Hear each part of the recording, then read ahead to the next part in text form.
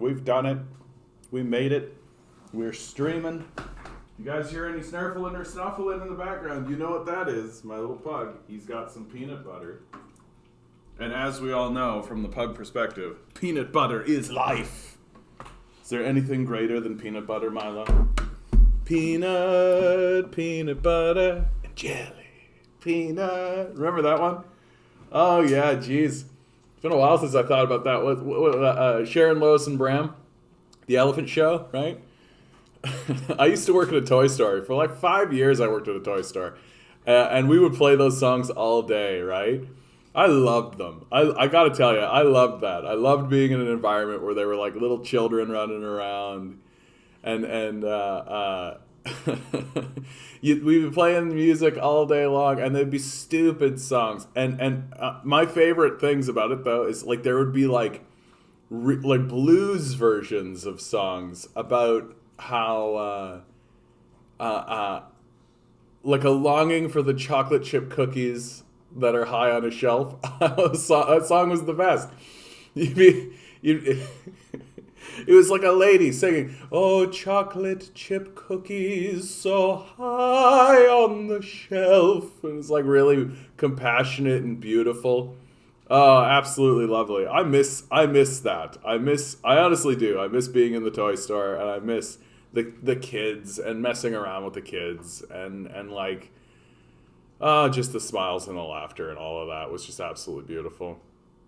It's absolutely beautiful. Anyway, if you guys haven't noticed, I've done a couple of changes to the way that the chat is going to be working. I've put slow mode on, so you can only send a message every 10 seconds. That's still pretty good. 10 seconds is still pretty good, I think. But it'll hopefully chew down on the spammers. I've also activated subscriber-only mode, so only subscribers can actually comment. And you know what? I think that's completely fine. I think it's like a completely reasonable ask to ask somebody if they want to talk to me that they've got to subscribe. And like, even if they want to shit on me, they can subscribe, wait the 5 minutes, say their dumb shit, and then unsubscribe, right? But hopefully it'll chew down on the spam that we've been experiencing over the last few weeks. Hey, Major, how you doing, bud? Good to see you. And hopefully, I understand that as we get to 1,000 subscribers, that gives me more options. So hopefully I'll be able to like let people like Major just... I'd like to give certain people just a free pass, you know?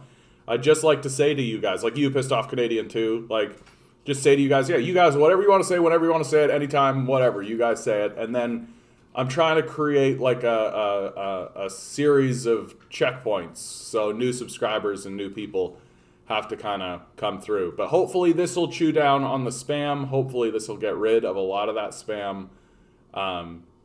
Probably won't get rid of it outright, but it'll definitely knock it down and make it a lot harder for them to get through.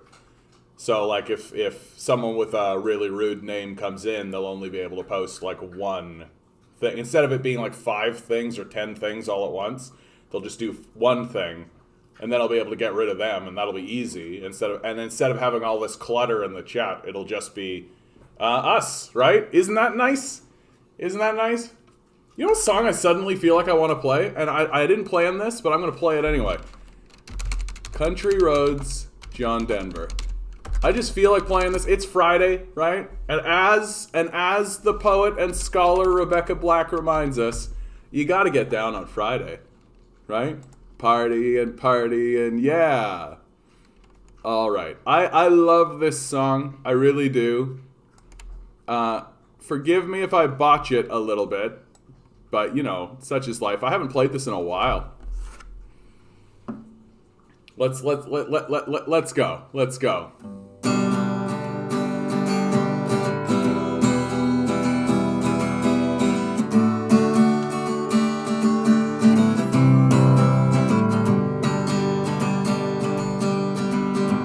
Almost heaven, West Virginia, Blue Ridge Mountain, Shenandoah River.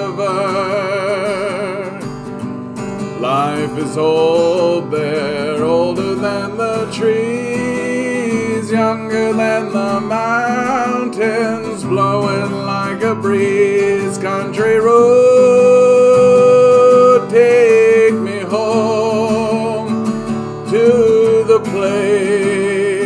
I belong. West Virginia, Mountain Mama, take me home. Country roads, all my memories gather round her. Miner's lady, stranger to blue water.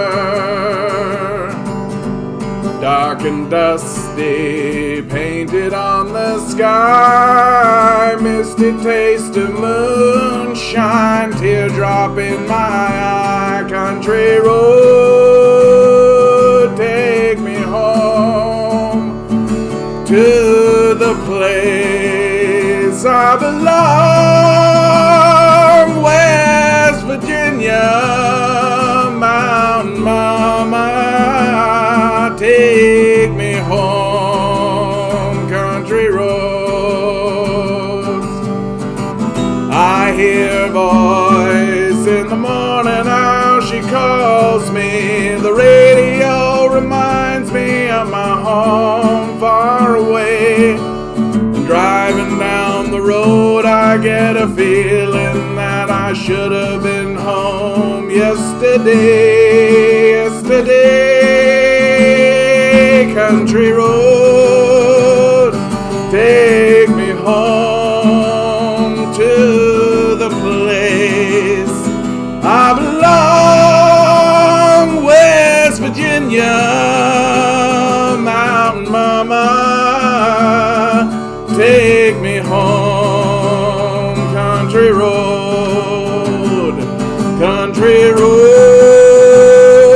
take me home to the place I belong. West Virginia, Mountain Mama, take me home. Country roads, take me home. Country roads, take me home. Down country roads.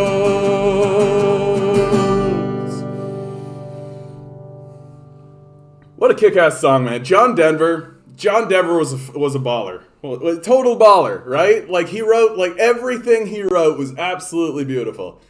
Annie's song is one of the most beautiful songs ever written, in my view. Leaving on a Jet Plane, right? Leaving on a Jet Plane is like that's like movie magic. That's literally like every movie where a guy is leaving to get on a jet plane, you can play Leaving on a Jet Plane. I love John Denver, man. So happy that mood struck me and I was able to take that and run with that. The classic Eugene Debs. I am opposing a social order in which it is possible for one man who does absolutely nothing that is useful to amass a fortune of hundreds of millions of dollars, while millions of men and women who work all the days of their lives secure barely enough for a wretched existence. Eugene V. Debs. Total baller. Total baller. I'm just throwing out the baller stuff. Speaking of total ballers, Mr. David Lynch. What's today's number going to be? I'm going number one. That's how I'm feeling. I'm number one. What are you guys in for? Here we go for today's number. Today's number. It's November 5, 2021. 10 balls. Each ball has a number. Numbers 1 through 10. Is nobody else getting in on this? Is it just me? Is it just me? Swirl the number. We got a 4 for Pick Pager. a number. We're going to have to pause it? Today's number is 4.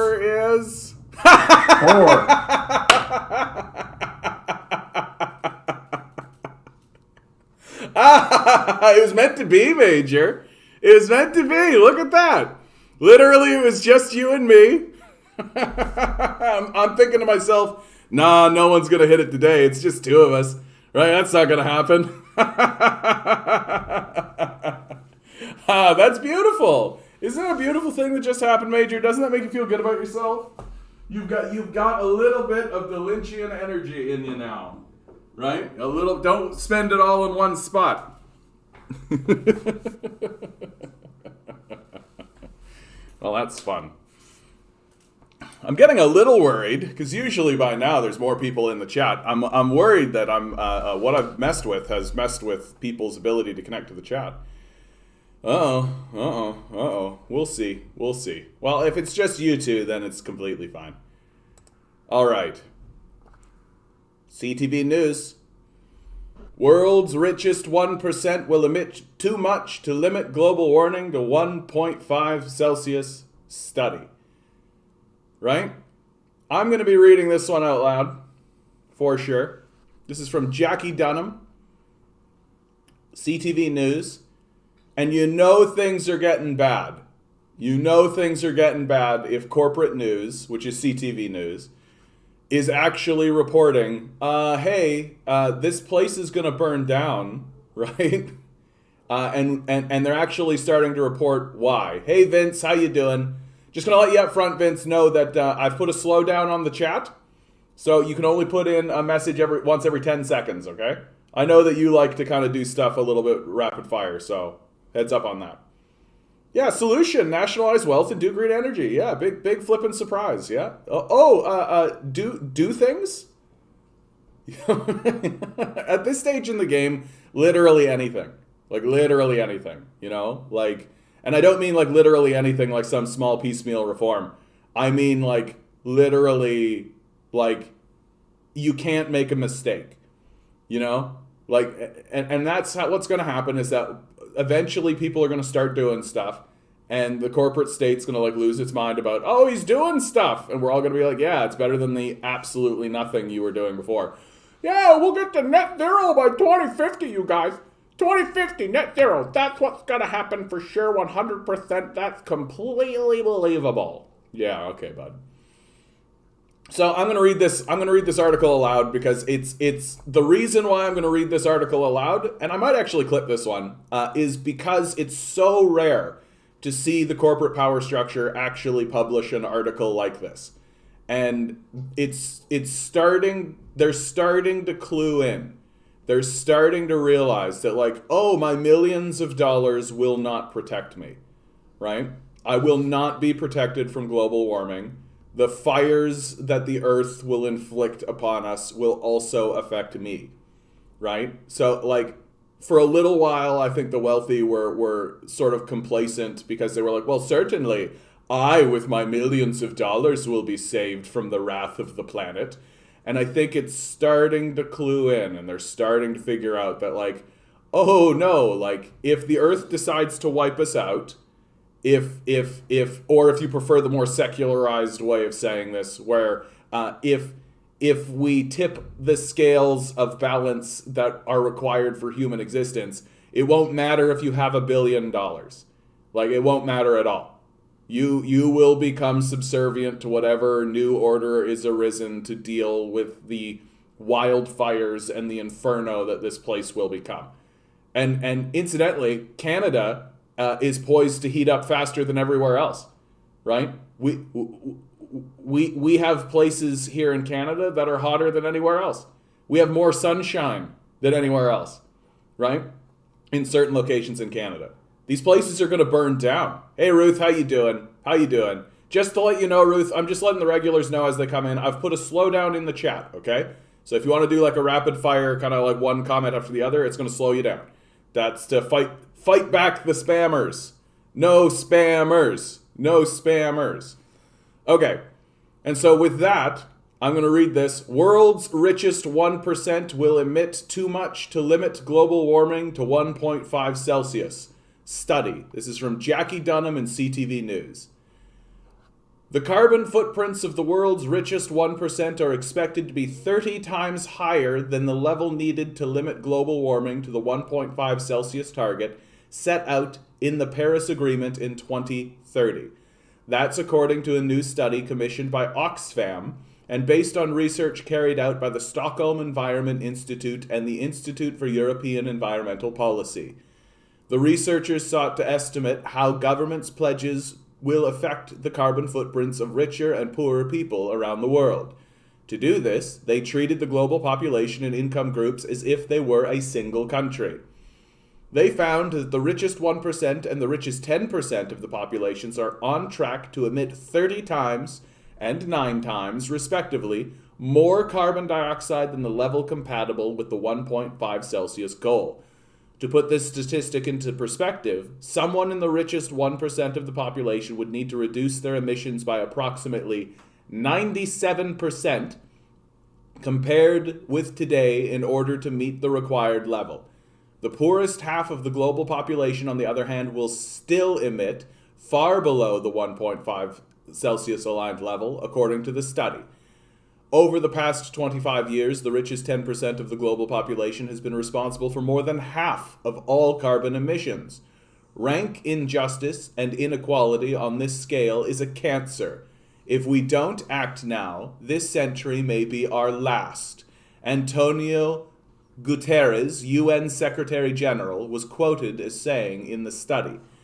As for why the carbon footprints of the super rich are so much higher than those of the rest of the world's population, the researchers cited billionaires' houses, vehicles, private aircraft, and yachts as the main culprits.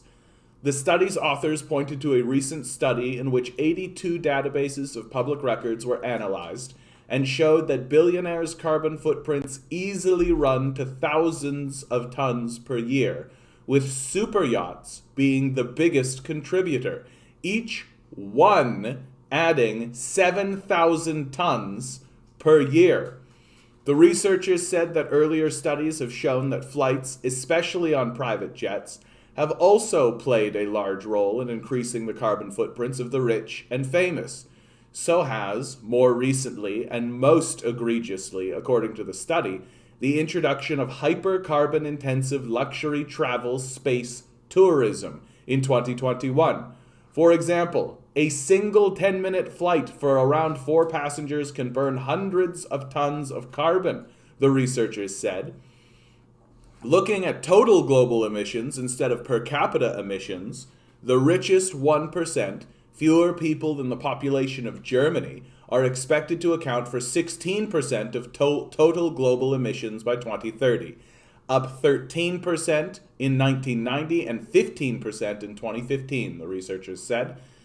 With global leaders meeting to discuss climate change priorities at the COP26 conference in Glasgow this week, the study's authors urged governments to commit to a timetable to mitigate greenhouse gas emissions to meet the 1.5 Celsius goal on an equitable basis. It is time for governments to raise major taxes on or to outright ban highly carbon-intensive luxury consumption, from SUVs to mega yachts, private jets, and space tourism, that represents a morally unjustified depletion of the world's scarce remaining carbon budget, the study's authors wrote. While the study painted a grim picture for the planet's future climate targets, there was one glimmer of hope among the findings. The Oxfam report found the middle 40% of the world's population are on course for per capita emission cuts of 9% from 2050 to 2030, a sign that the 2015 Paris Agreement is having some impact.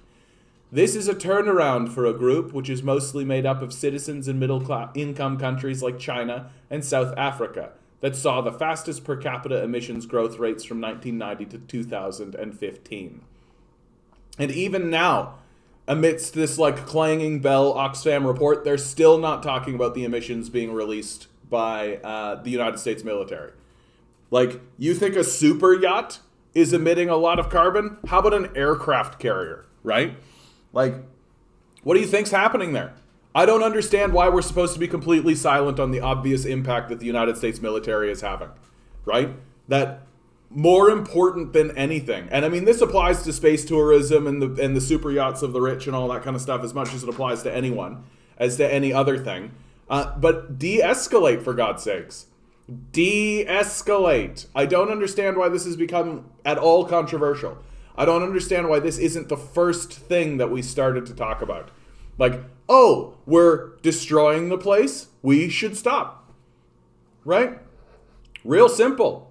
Like, real simple. Like, if I was chopping down a tree, right, and about 20%, 30%, 40%, 50% of the way through chopping this tree, someone came up to me and said, yo, bud, if you cut that tree the way that you're cutting it, right, and you keep doing it, it's going to fall and crush your own house.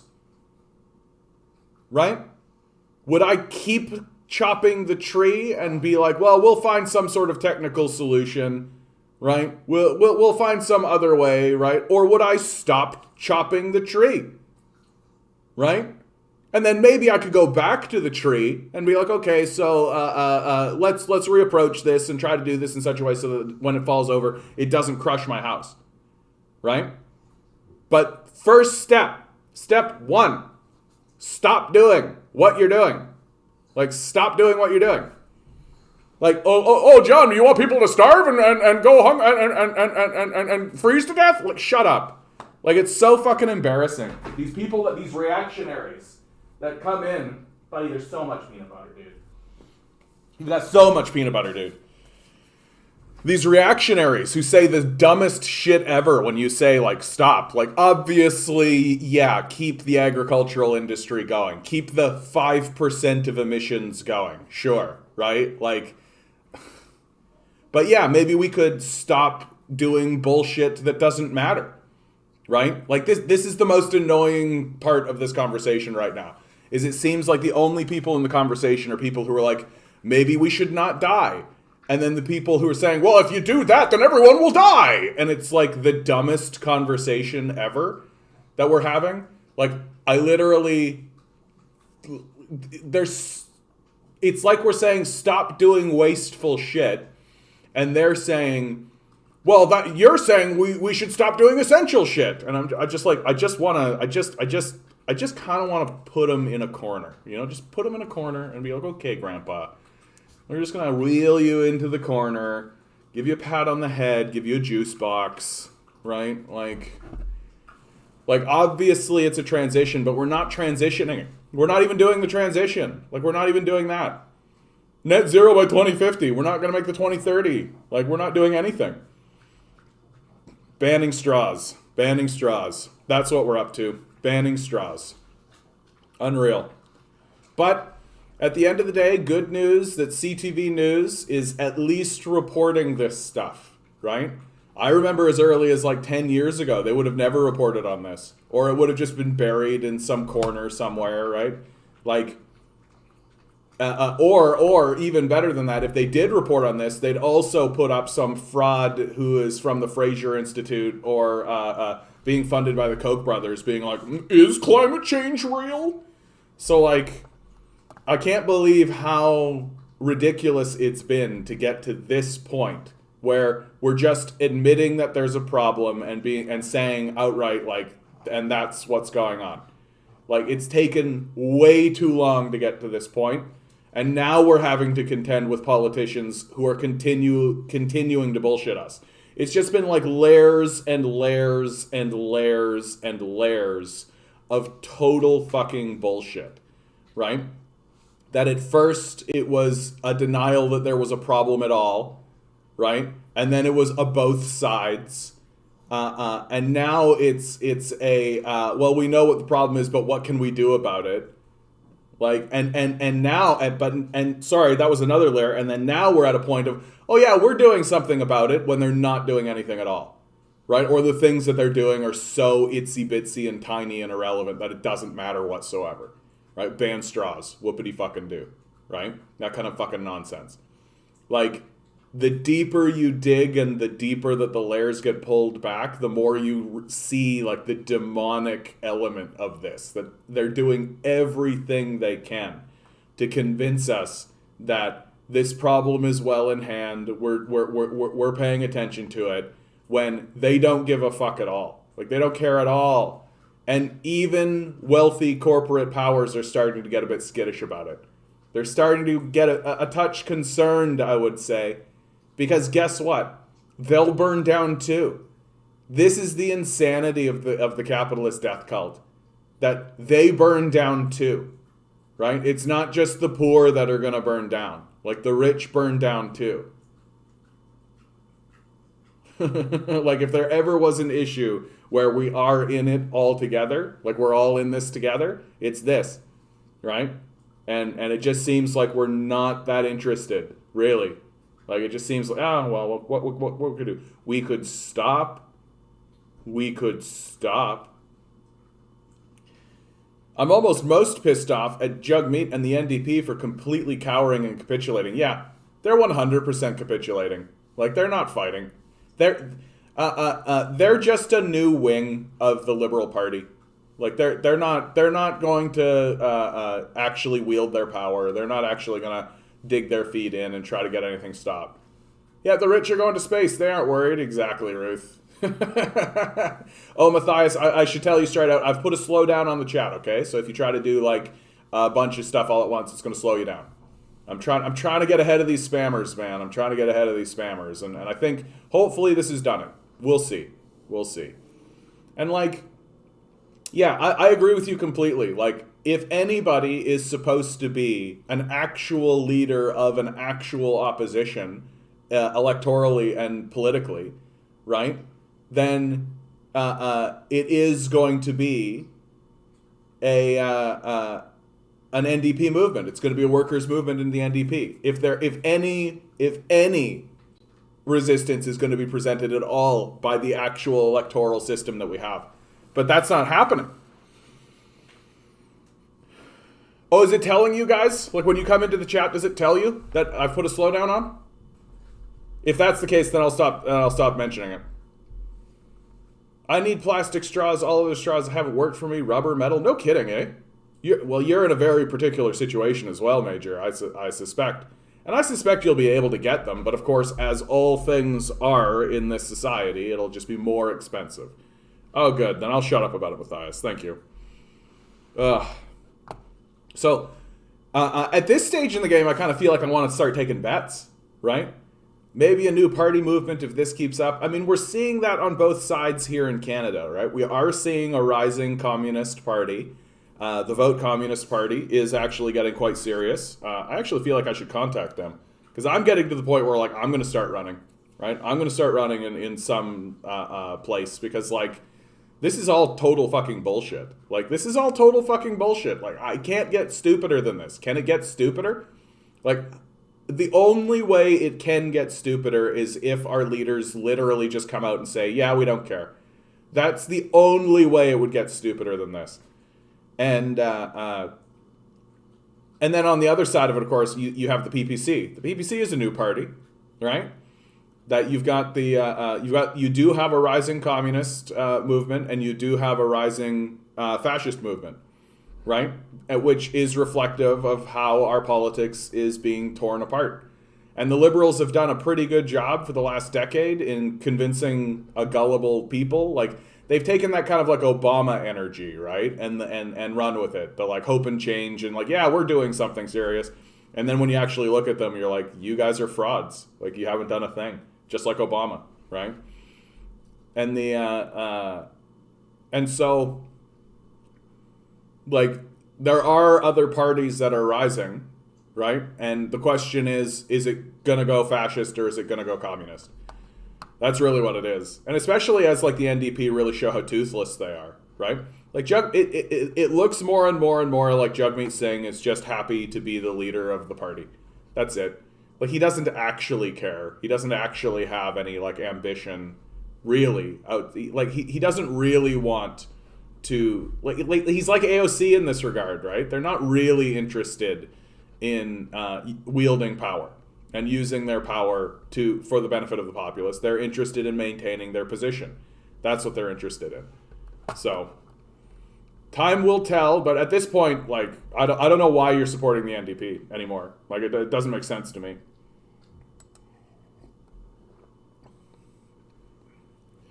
Yeah, where's the Basic Human Rights Party at? Yeah, no kidding, eh? Like, why are we pretending like people don't need food and shelter? It's very odd to me. Swinging into local politics, communities vow to fight Ford government's commitment to Highway 413 Bradford Bypass. So this is like like when conservatives do this, When conservatives do things that are pointless only for corporate power, they do it big, right? Like when liberals do it, it's more of a obstructionism, right? It's more of an obstructionist thing. But when the conservatives do it, they literally build massive infrastructure that is pointless. And this is exactly. Billions for a highway, no money for the unhoused. That's a great observation, right? That's a great observation, Vince. That like, yeah, there's millions of dollars and billions of dollars for a highway. I wonder if they actually state how much. This is not how we want. We're taxed. Well, and what this is for. Yeah, what the fall economic statement states the province is spending an additional 1.6 billion, right?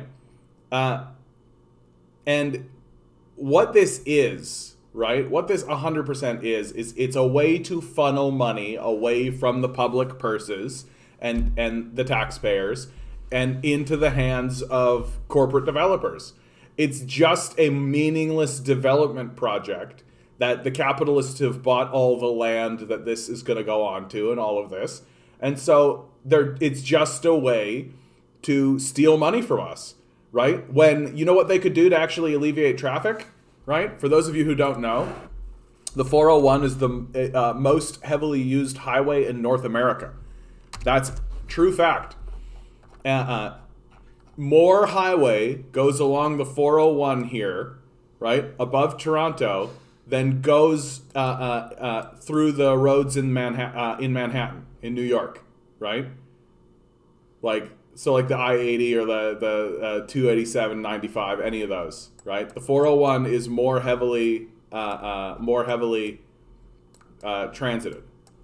And what's so obscene about it is that we built the 407, right? And the 407, the intention of this, or at least the way it was pitched to us, is that it was supposed to alleviate a lot of this. And it would have, except what did they do? They tolled it, right? Which is actually fine. Like, toll that highway, that's fine. But then they privatized it.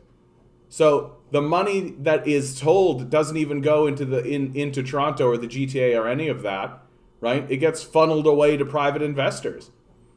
So it fails at its objective on all counts.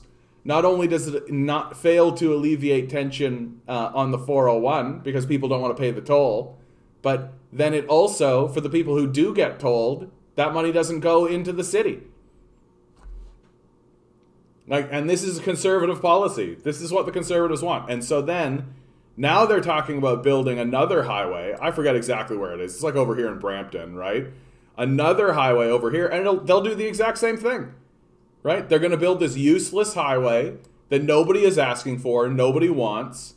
It's going to destroy a lot of environmental land, and the outcome is going to be that they're going to put a toll on it and they're going to privatize it. That's what they're going to do. Like, Doug Ford is basically looking at Mike Harris's career and just like going like, check. Oh, privatize long-term care homes. Become a member of the board of that care home. Check. Build useless infrastructure and privatize it. Check. Right? Like, it's getting to be quite obscene. Come here, buddy. Come here. What's up? What's up, my little guy? What's up, my little guy? Do you want to come up? Buddy? Do you want to come up? Wow. Yeah, too bad. Come say hello to the people. Hello, people of Earth. I am Milo, the cuddly. Yes. I like having a pet. Having a pet helps. It helps with all of the insanity of what it is to be alive. Because it's nice to just interact with the little guy who's just like, I need pets and cuddles and peanut butter. The new Liberal Conservative Party of Canada, yeah, I mean, they're opposed to each other strictly for, like, political reasons, right? That if they were to ally, people would abandon them both. And they know that's true. It's just WWE-ism. Like, whose side are you on, brother? Are you on Macho Man Randy Savage's side, or do you like Andre the Giant, right? Oh, you like Andre the Giant, eh? They both get paid by Vince McMahon, so it's just like...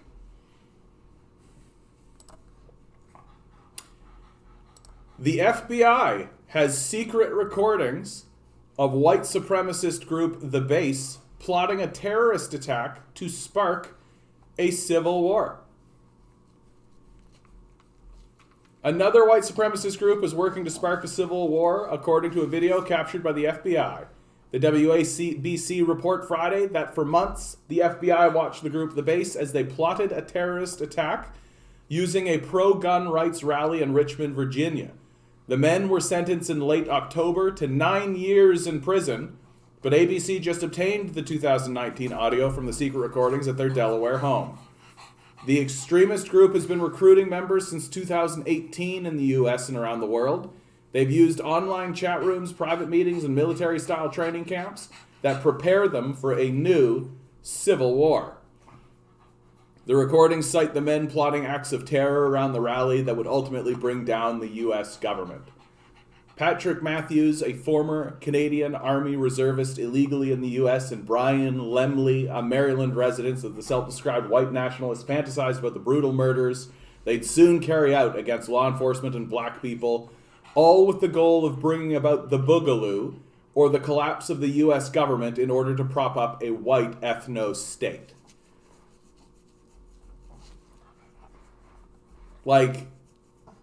And you know that if this is the one that they're getting, that there's another one that they're not, right?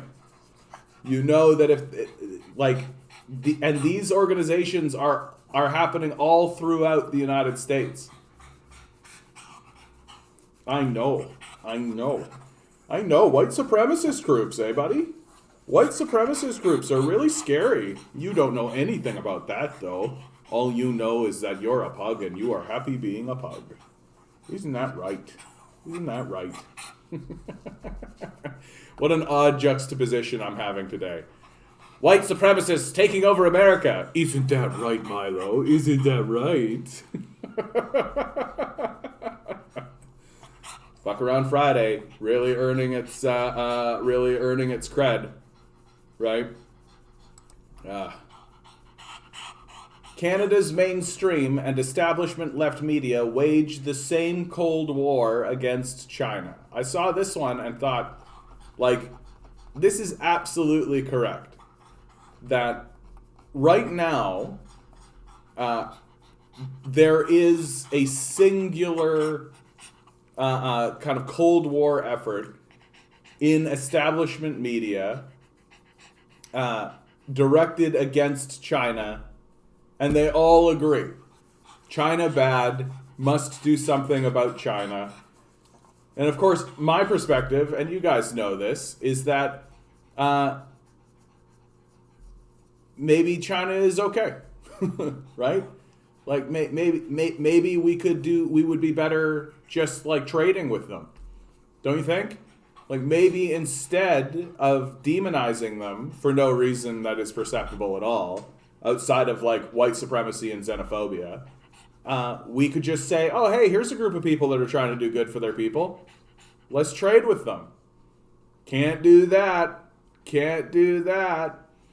The last federal elections exposed how the mainstream media lost its mind without any pretense of objectivity when it came to hatred for China and its so-called international influence. The media implied in a series of articles that Chinese Canadians turned away from voting for the Conservatives due to the sway of China and its Communist Party. As in Canadian society, the Chinese Canadian community is made up of classes and with different political affiliations. It is racist to say that all Canadians of Chinese ancestry are one amorphous mass with the same traits and the same political attachments. In one stroke, these press reports invoked the McCarthyite fear of communism and the racist implication of the yellow peril. This Canada Files article exposed this campaign. There is a trickle effect of manufacturing hate. The anti-China, anti-communist articles that appear in the mainstream media on a near daily basis have an accumulating effect on the Canadian public. The current world anti-China campaign has two features. Number one, U.S. hegemony is threatened by the rapid emergence of China as the new major economic, political, and moral and multipolar force on the world scale. Number two, opposition to Chinese socialism. According to Angus Reid, polling in October 2020, only 14% of Canadians have a favorable view of China, compared to 3 years earlier when the rating was at 48% favorable. Wow. That's a significant decline over 3 years. The constant anti-China rhetoric in the media and among the politicians is producing serious results. However, what is more insidious is the writings coming out of the Canadian liberal, casual, or establishment left. Under the cover of espousing human rights, democracy, and socialism, China has become the target of this group of anti-communist naysayers. They are bringing back the same rhetoric and name-calling of the bygone Cold War era against the extinct Soviet Union. Some of this name-calling requires explanation for a new generation of anti-imperialist activists. Terminology: campism or campists. It has become a derogatory term used by the casual left. Historically, the USSR headed up the socialist camp, whereas the USA headed up the imperialist camp. Oh, I know. Now, campist is used to describe people who oppose imperialism and support the alternative in progressive countries and regions, and in many cases, their respective governments, or of the world who are standing at the vanguard in the fight against imperialism. The anti-campist group of the casual left picks on the usual topics to use the terms such as the neo-colonial Western democratic protests in Hong Kong, the factually baseless genocidal claim in Xinjiang, and the spiritually empty exile supporters of the feudal Dalai Lama of Tibet. Anyone who speaks out against these pro-imperialist movements are relegated to the campist camp. Tankies. Here's the one that I'm most familiar with. This more whimsical term is related to campism. The counter-revolutions in Hungary and Czechoslovakia were put down with the intervention of Soviet tanks, ergo tankism. Soviet tanks did not suppress the counter-revolution in Poland, so the anti-communist Solidarność trade union movement took power. And where are we today with the ultra-right Adreszdata movement in Poland? Devoid of any argument, the casual left calls progressives who defend socialist countries like China, Vietnam, Cuba, and potential socialist ones as Venezuela, tankies. A favorite name-calling of NDP types who have an infantile appreciation of socialism. While some of the individual MPs take a few positive but quiet under the mainstream radar international stances, historically the very raison d'etre of social democracy is anti-communism. The very existence of pro-communist forces is a daily reminder to the NDP that they are not what they pretend. Oh, this goes on. I'm not going to read the rest of this, honestly. Especially because I hit the one I wanted, which is tanky. Tanky. I get hit with that all the time. Canada seriously needs to start looking into nationalization, nationalize the 407, nationalize TD, nationalize TSX. We need nationalization to counter privatization. Exactly. It's the only thing left. Like, I mean, the idea that, and like the arguments of privatization have borne out to be false, right? That they would be more efficient, right? That if something is run by private interests, it will be more efficient. Well, that's obviously a lie. And it's obviously a lie for obvious reasons, right? That if you privatize something, right? If you privatize something, it has to become more expensive and less efficient. It has to. Why? Because you have people who aren't contributing taking surplus value.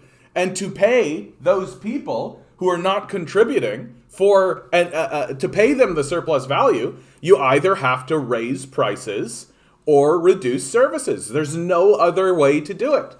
There's nothing else you can do. And all of the evidence bears out to show that this is the truth. All of it, without fail, no exceptions. Anytime something has been run nationally and then gets privatized, it is either run worse or the prices go up. And there's no other way to do it. The idea that like, oh, well, it'll be competitive, but that's never the case either. Why? Because they're privatizing things that people have monopolies over. Right? Like if you privatize the communications network, people don't have anywhere else they can go. There's no competition, right? Nothing genuine. Like, and if you privatize a highway, right, people literally can't drive anywhere else. So it's like it's become an argument used by childish people who don't understand what's going on, or people who are actual grifters. But yet companies are still opening business there, and they own us. Yep. Ordinarily, I'd agree, but would you want, Trudeau or O'Toole with that kind of power? I mean, the difference is that I can vote out Trudeau or O'Toole, right? I can't vote out there's no way for me to interact whatsoever with the owners of Rogers, right? Like, excuse me. That is always a counter argument from the right, that you really want government to have that power? Yes, because I can at least interact with the government. I can actually do something about the government. We can actually get together, make agreements, and interact with the government. You can't interact with Rogers. You can't interact with Bell and Telus. Like, you can't interact with them. You can't do anything about them, right? Oh my God.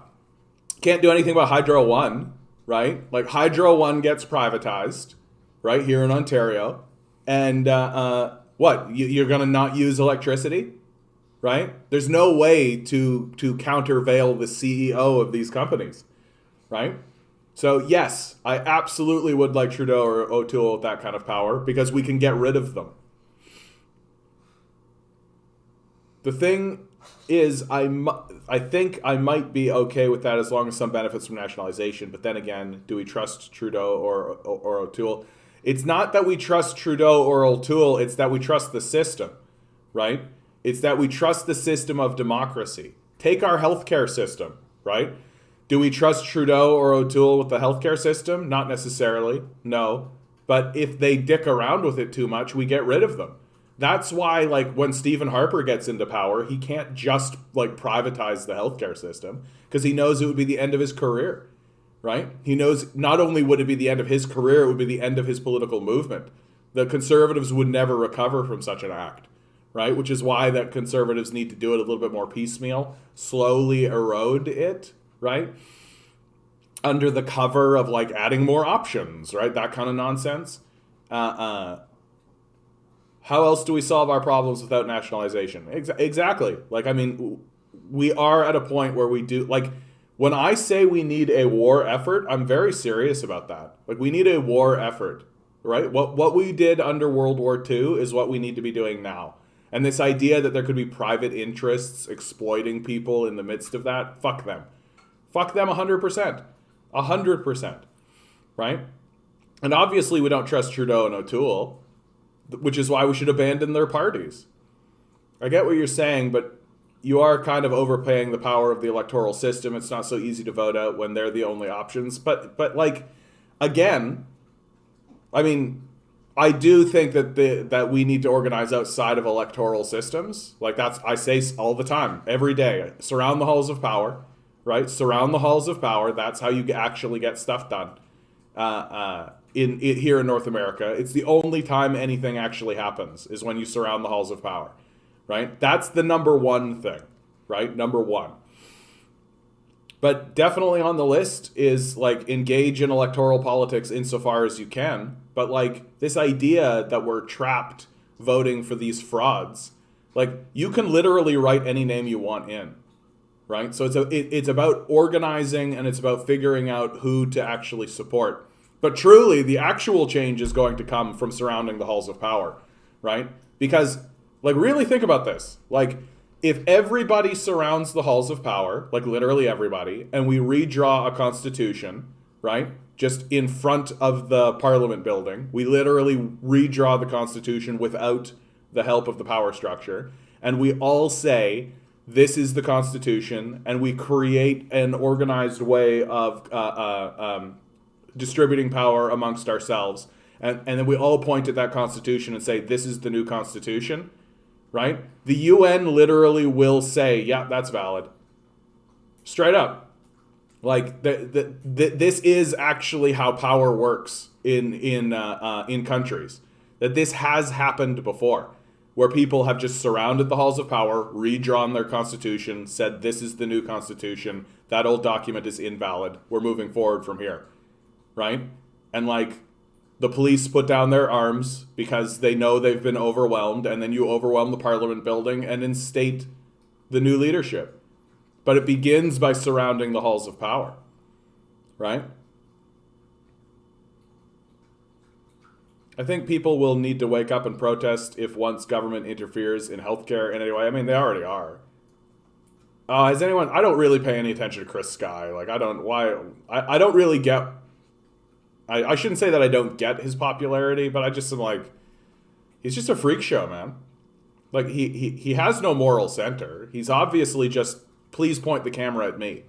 Like, that's obviously what Chris Sky's about. He'll say anything and do anything to make sure that he's in the news.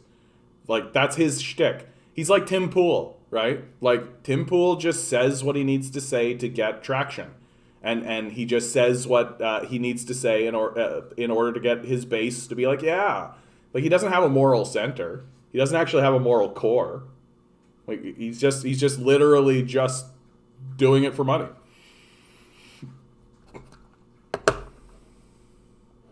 Yeah. I hope you guys are doing well out there. Hope you're having a fun time. Hope everything's going well for you. So this is starting to spread around more, and I'm glad to see. So like literally like 7,000 upvotes in Late Stage Capitalism, which is a pretty popular subreddit.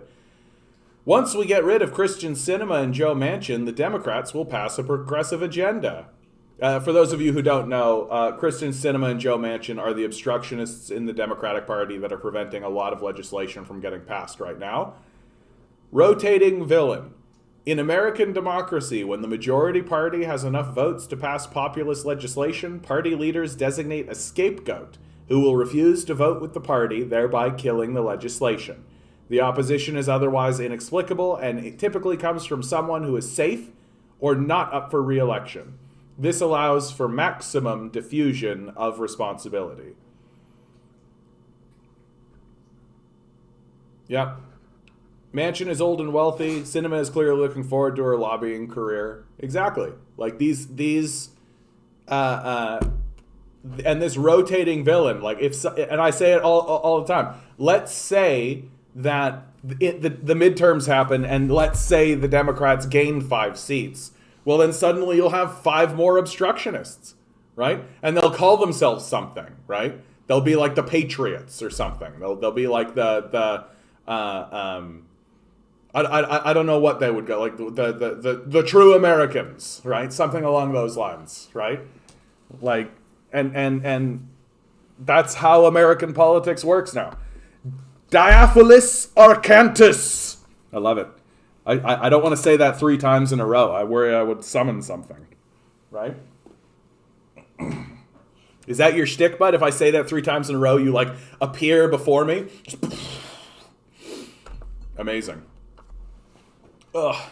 I'm like right between too hot and too cold. Do you know what I mean? When it's like I can't figure out if I'm too warm or if I'm too cold. How money laundering is inflating Canadian real estate prices with Sam Cooper. This is a video and a long one, so I'm not going to play it. But amidst this housing crisis that we're all going through, which has been like upon us since the like 90s, right? So this is a long-term issue that our politicians have been very aware of and know and understand. Amidst all of this, there is a money laundering aspect. So not only are billionaires buying up the housing just in order to have it, right? They're also using it as a way to launder money. And our political class is part of it, right? Like that, like we should stop pretending like they're just like kind of oblivious about it. Oh yeah, door be door. No, they're 100% on board with it. They understand that it's what's happening. And I just wanted to point this out to show, like, yeah, these conversations are happening. We know that that our housing market is being used for money laundering, right? As much as 10% of the housing market is based exclusively on money laundering, right? It's a huge amount. It's an enormous amount. 10%? Are you kidding me? 1 in 10 houses sold in Canada? Like, yikes. Like, big fucking yikes. And it seems to me like there are proxies that we could implement in order to prevent this from happening. We're just not that interested in actually doing it. Why? Because the politicians benefit from it, right? Which again flows me down to my other point. We need to surround the halls of power, right? Like we have entered full-scale illegitimacy. Like the system that we have is obviously illegitimate. It obviously doesn't work. Like,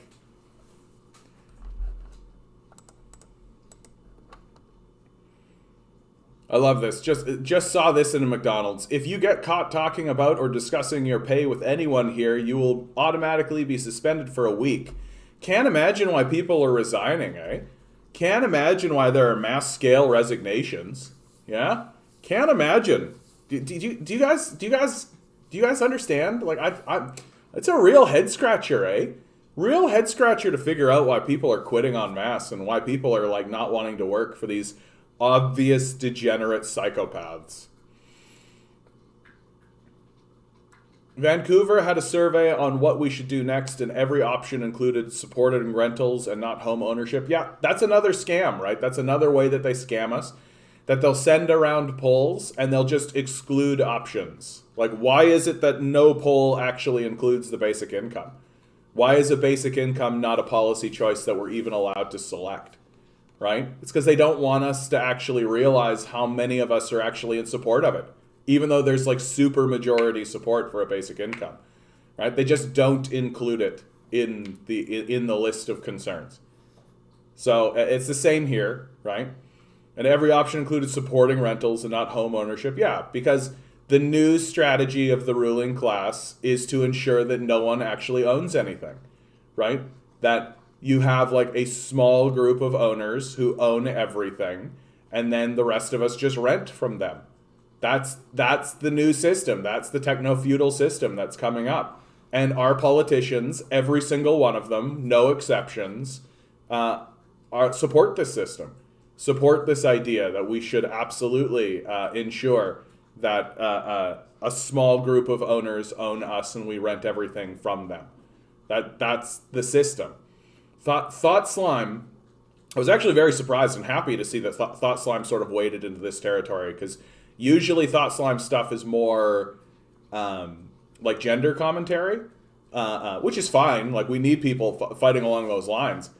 But he actually made a video recently called Everything is a Grift.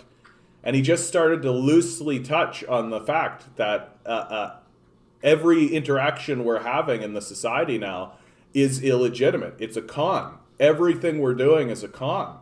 And it's starting to become more ubiquitous, and it's starting to become well understood that the system that we are operating in is without legitimate.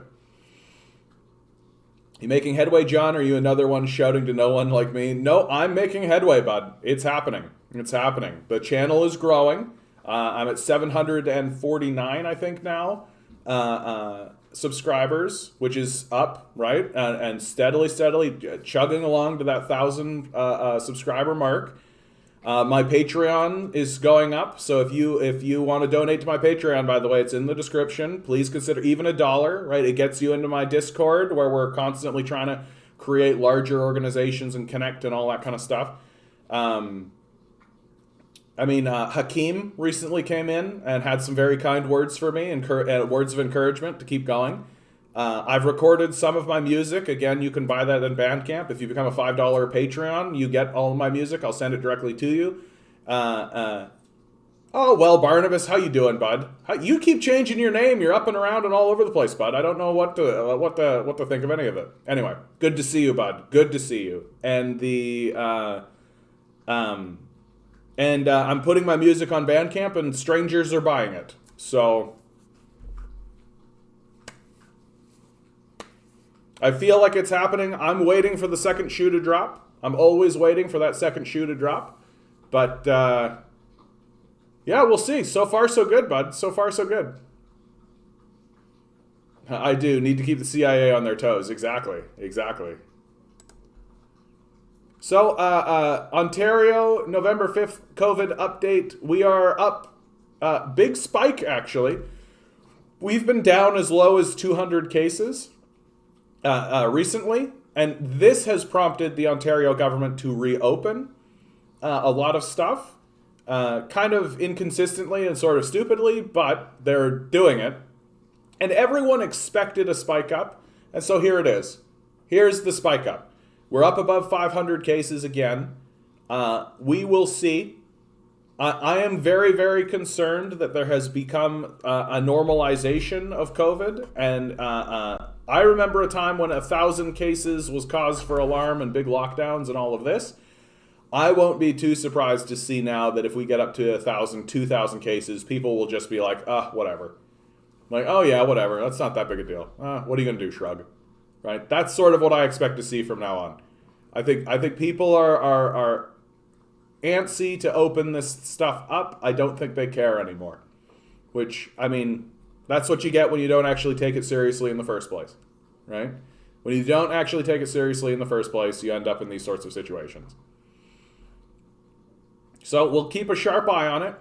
Right? 563 cases is the highest it has been in a month, at least. I wonder if I can get. And this list is always very impressive. I wonder if they have a chart. Anyway. Yep. Doug Ford just released his fall economic update. He quietly cut $500 million from Ontario schools. Right?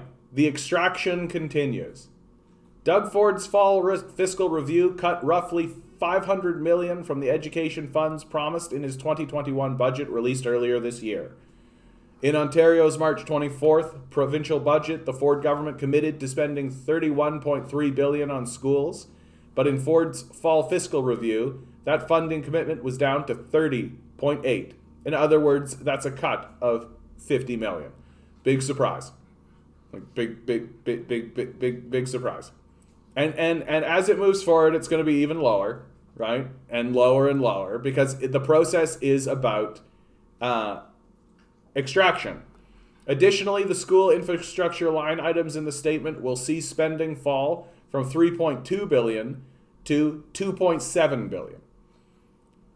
Press Progress previously reported the Ford government cut over $100 million from funds allocated to protect students from COVID-19, even after acknowledging in April that schools were the sources of more outbreaks than workplaces or any other location. Like, it's just dumb now. Like, and Ford really does think we're a very stupid people. And he's accurate to a degree. Like the $15 minimum wage increase alone is proof that Doug Ford thinks we're very stupid and can be bought with just the stupidest little tiny tokenism thing. That a raise to $15, not only was that something that Kathleen Wynne was going to do, but a raise to $15 now when inflation has already chewed that away is pointless, right? And if the minimum wage was to keep up with inflation, we'd be looking at a $30 minimum wage. Like, we've got. I just don't even know how to express this anymore. Like, we have to abandon these guys, and the trouble is that the people who support Doug Ford are the people who are literally saying just get a job. Like, the people who are supporting Doug Ford are the sociopaths who are destroying the workplace environments while expecting to be worshipped for being like the job creator, right? That's what's happening. And there's enough of them that they are and they're demanding, and eventually they will demand that Doug Ford just force people to work, right? Like, so much for their freedom and any of that kind of stuff, right? They don't give a fuck. They want slaves. That's what they want. They want their slave workers to go in and then pay them for the right to live in the buildings that they also own. Meanwhile, the populace just can't figure out, maybe voting for anyone else. Maybe voting for literally anyone else. No, we're not a very intelligent people. Restaurant prices could see double-digit increases in the coming year. And it's not because the owners are greedy. That's actually true. Like, I have yet to see an article accurately put all of these pieces together. But we're obviously having like a global capitalist crisis that will ultimately become a currency crisis, right? And if you look throughout history at currency crises, like and we've created a currency crisis because of this pandemic. So the pandemic occurred, that forced the government to actually govern, right? Which here in the West is very rare and unusual. Usually we just allow corporations to do whatever they want, and if they get themselves in trouble, we bail them out. That's what we do here in the West.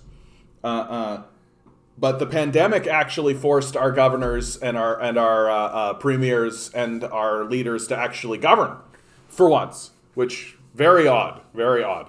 And so they created things like the CERB, right? And they created big spending, right? Funneled lots of money into the corporate sector, as they do, which is usual and typical. The pandemic was actually a very rare time for Canadians because it was the first time in, maybe the history of the nation that they actually gave money to people directly.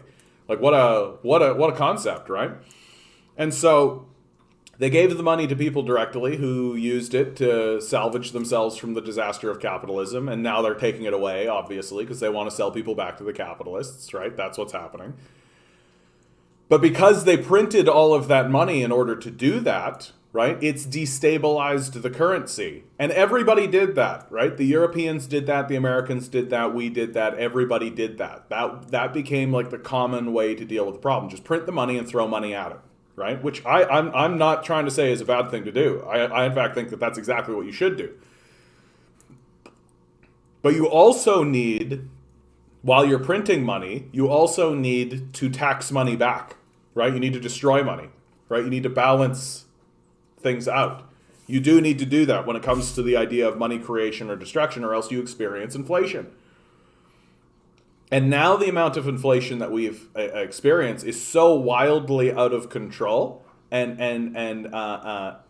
simultaneously the Bank of Canada has kept interest rates so low that people have been able to sort of borrow their way out of problems without actually resolving the problem.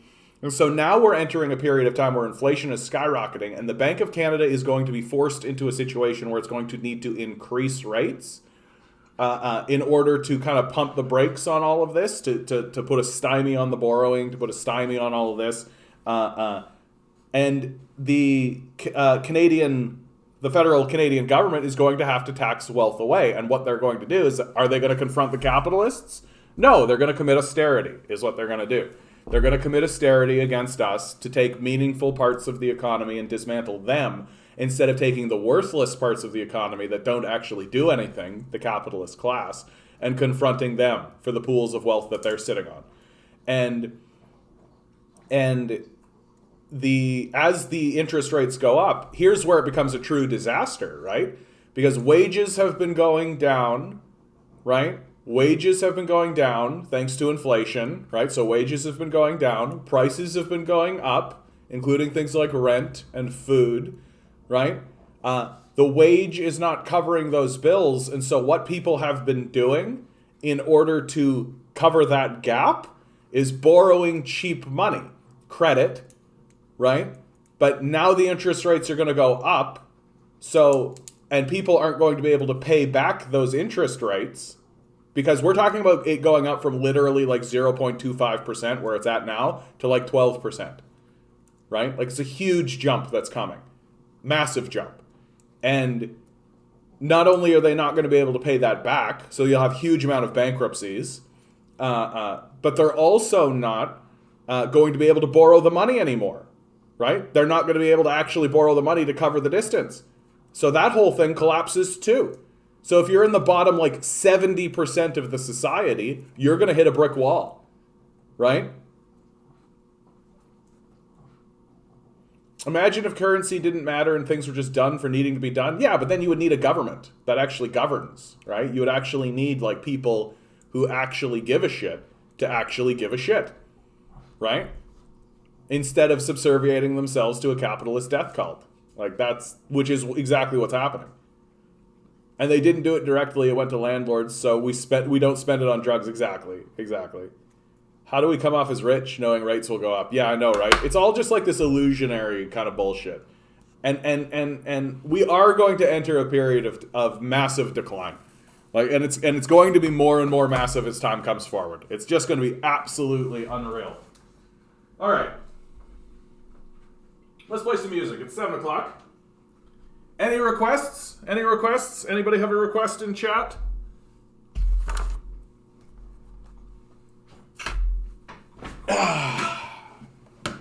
What do I feel like playing? Let's start with that. Yeah, let's do Psychopath Nation. More and more I've been falling in love with Psychopath Nation, so... Lead? Oh, Milo, you have plenty of peanut butter, dude. Yeah, there's so much peanut butter in here, you little fatty. You're such a fatty. Aren't you the fattest little guy? It's hard to blame him, though. I mean, peanut butter is delicious. Led Zeppelin? I don't know if I know any Led Zeppelin. I mean, like...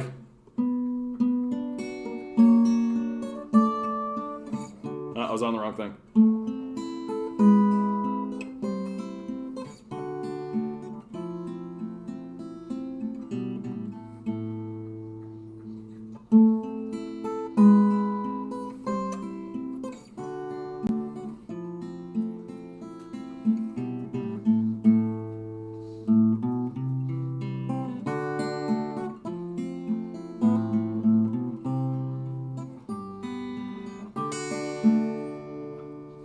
Wow. I remember a lot more of that song. I haven't played that song in maybe 4 years, 5 years. Hey, Nine Tails, how you doing? I'll play that one right away. Right away. There's a lady who's sure all that glitters is gold, and she's buying a stairway to heaven. When she gets there, she knows if the stores are all closed, with the word she will get what she paid for. Ooh,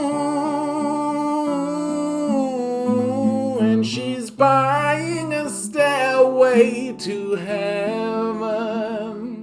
And I don't remember any of the other lyrics. Pretty good, though. Haven't played that song in forever. All right, Nine Tails, this one's for you.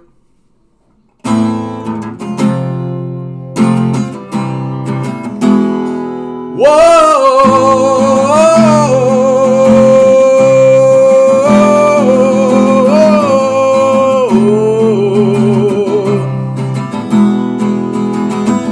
Gotta sleep another month inside this car. The wage they pay me with don't get me very far. The chains that hold me break me down, but they don't scar. Can't even drink away my blues inside a bar, and this year sucks. This year sucks. Can you blame a man for trying to give it up, and this year sucks.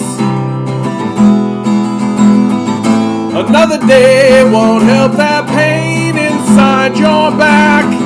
The days get harder, but it's too hard to keep track. They keep you tied before your soul opens a crack. And God don't care what monkeys think about the facts. And this year sucks. This year sucks. Can you blame a man for trying to give it up? And this year sucks.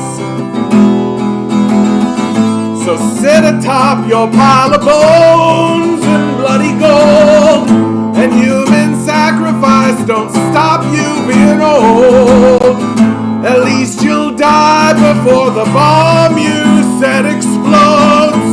We're gonna burn to death while doing what we're told, and this year sucks.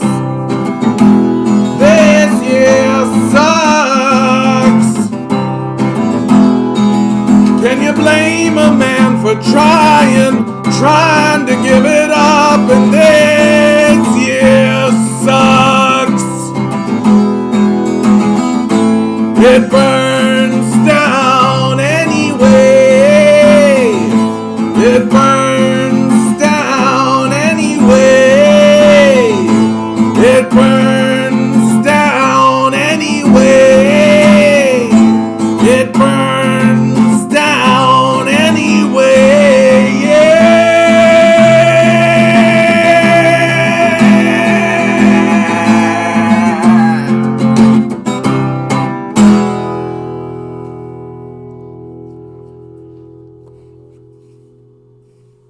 I'll send you a drum beat. I've actually got somebody working on that for me, bud. Thanks for the offer, though. That's very kind. That's very kind.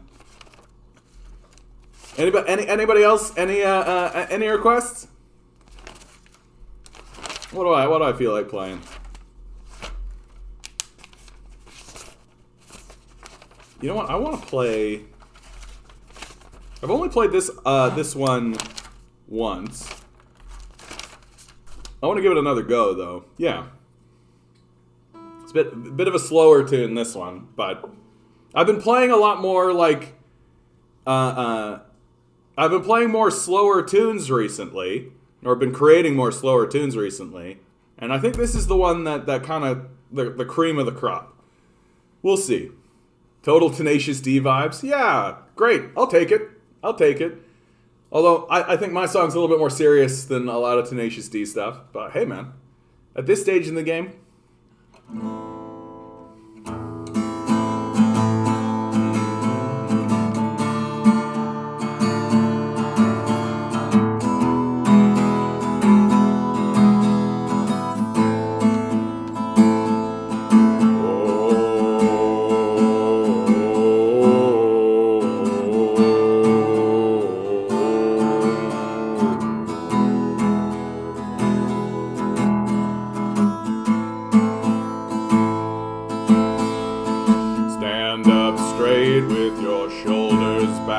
Tighten that heart, give it no slack.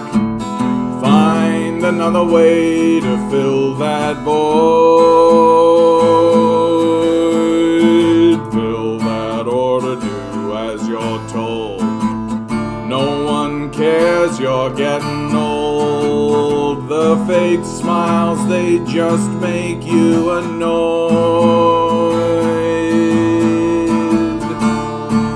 Get lost in your illusions. Pornography and gin. Go save another princess.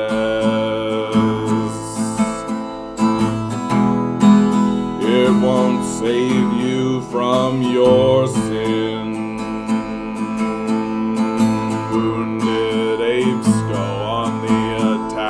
Dig too deep, can't take it back. Broken ground will never let it go.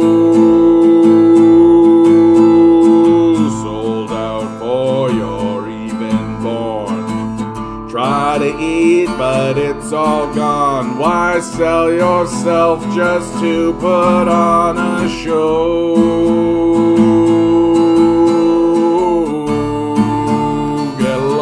In your illusions. Pornography and gin.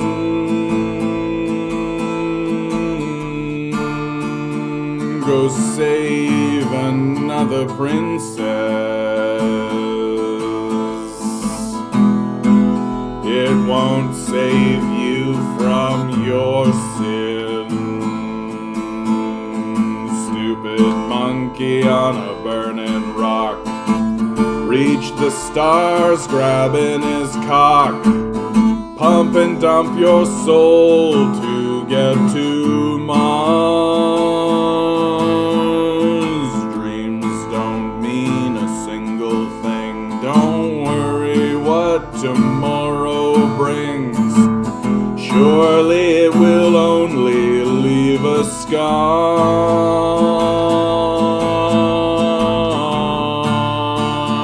Get lost in your illusions. Pornography and gin. Go save another princess. It won't save you from your sin. Get lost in your illusion.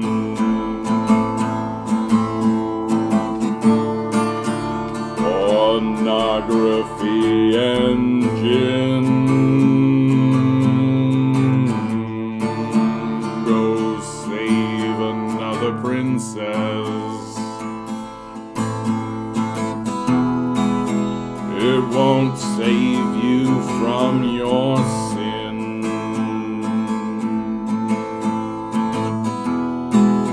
It won't save you from your sin.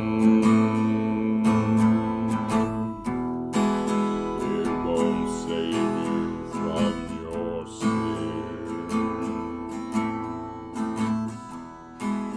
It won't save you from your sin. It won't save you from your sin.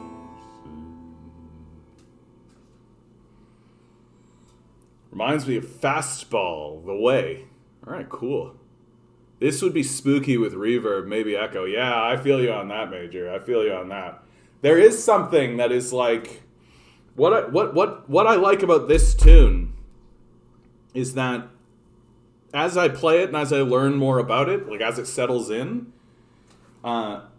I like that, because I've explained music and the writing process for me as like a spirit settling in, that there's like a spirit that settles in and it like kind of, and this one, more than the others, I feel, it kept one foot on the other side, if that makes any sense. Like that it like, it didn't really get all the way onto me, that it, or maybe a better way of saying that would be that the spirit was so large that while it was settled on me, it was still connected into like the larger sort of thing. Like and I feel like it manifests itself in the song with like there's a lot of following in the song, like a lot of like holding of a note and then blending it into the next word. You know, that happens a lot in this piece, and so I feel like it the frequency that this song is on is very, it hits a kind of more spiritual place. There's like a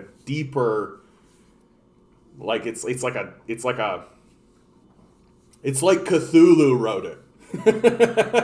You know, it's just like it, because there's a lot of like, and I like how it's got kind of this warning on it almost. Like there's an implicit threat in the song, right? Like that's the final, like where the song lands. It won't save you from your sins. It's a threat. That's the thing about this song that I think gives it a lot of just like, oh yeah, for sure. Are you kidding me? Like imagine somebody like Johnny Cash playing this song.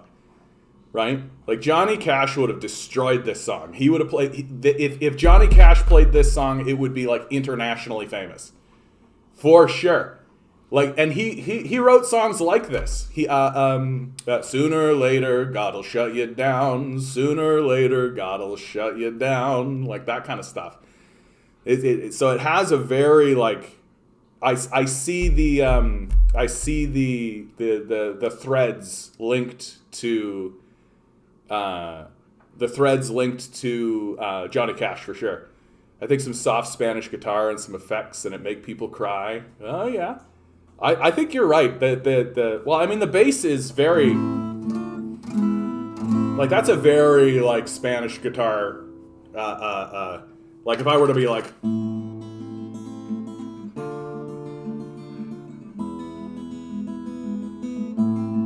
right? Like that's very Spanish guitar. This is essentially like 60% of all Spanish music.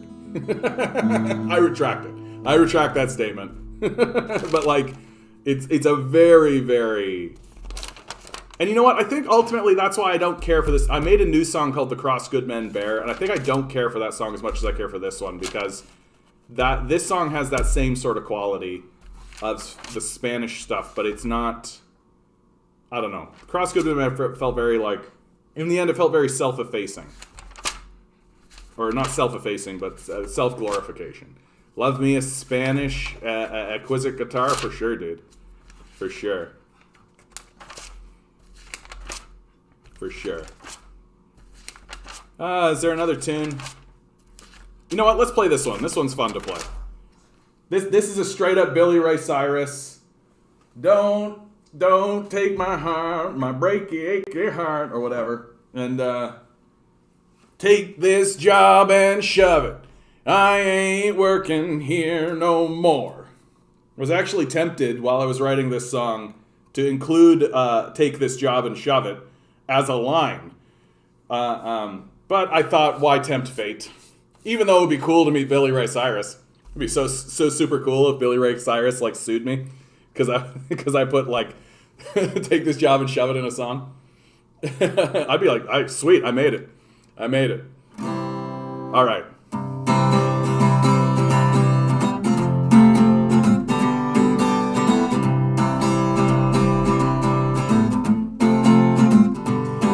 This place is bubbling over, your money you can keep. I'd rather while away my days dying in the street than spend another moment sucking up to you. You can take this job, put it up your ass, and this is what you'll do. Get fucked. Get fucked. I didn't want this goddamn job anyway. Get fucked. Get fucked. You fucked around and found out, go away. Just go and get a job that doesn't pay the rent. Go get an education and drown in all your debt. The billionaires don't give a damn how hard they're screwing you. So let's all send a message and tell them what to do. Get fucked. Get fucked. I didn't want this goddamn job anyway. Get fucked. Get fucked. You fucked around and found out, go away. We're all in this together, so long as you do all the work. Slave away your better days to make money for some jerk. This deal ain't no kind of life, it makes me wanna scream. Let's round these motherfuckers up and get the guillotines. Get fucked. Get fucked. I didn't want this goddamn job anyway. Get fucked. Get fucked. You fucked around and found out, go away.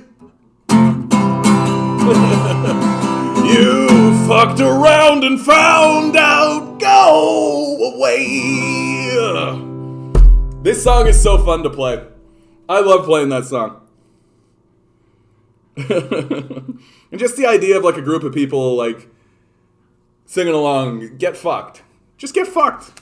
Like, I feel like that should become the motto of Gen Z. Get fucked. Like, shut the fuck up. Like, no, we're not doing any of that. All right, I'm going to take a turn into something a bit softer. Oh, yeah. I actually really like this song. I'm still on the fence as to whether or not it'll be popular or if anyone will give a shit about it. But I like it anyway, you know? New favorite, Nine Tails. Thanks. Thanks, Nine Tails. Appreciate that. Yeah, this I haven't decided whether or not anyone's going to give a shit about this song at all, but I'm going to play it anyway. It would be helpful if I got it on the right capo.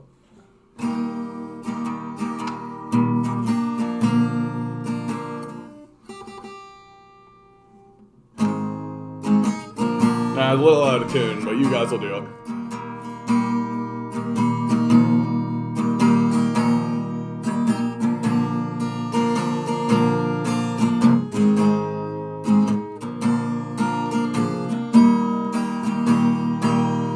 Have you noticed how stupid this whole place is? A fiction we write as we go. Smile real big, earn food in a home, so we can all put on a show. Hey, how are you? But I don't really care. A coffee, 2 milk, and a scone. Then ask the bank if that's okay with them. Then goodbye, now leave me alone. This isn't life. This isn't life. A fantasy made just to pass the days. This isn't life. Billions of years since the Big Bang have gone, just to get us here. The earth threw us up, we don't know why. Don't worry, just drink your beer. I'm too tired to think, I'll just have a drink to wake up and do it again. Then I'll ask, what was the point? What happened just then? When I finally meet my end. This isn't life. This isn't life. A fantasy made just to pass the days. This isn't life. Follow your dreams. Follow your dreams. Don't actually live in reality. Follow your dreams. And money's not real, but we slave away to prove to the bank we should eat. Pollute the air going to and fro on gardens we paved into streets. This isn't life. This isn't life. A fantasy made just to pass the days. This isn't life. I think if I had wrote that in like 1954, people would have loved it. You know what I mean? You know what I mean? I think that one's a little out of pace. It's a little out of step with the rest of us.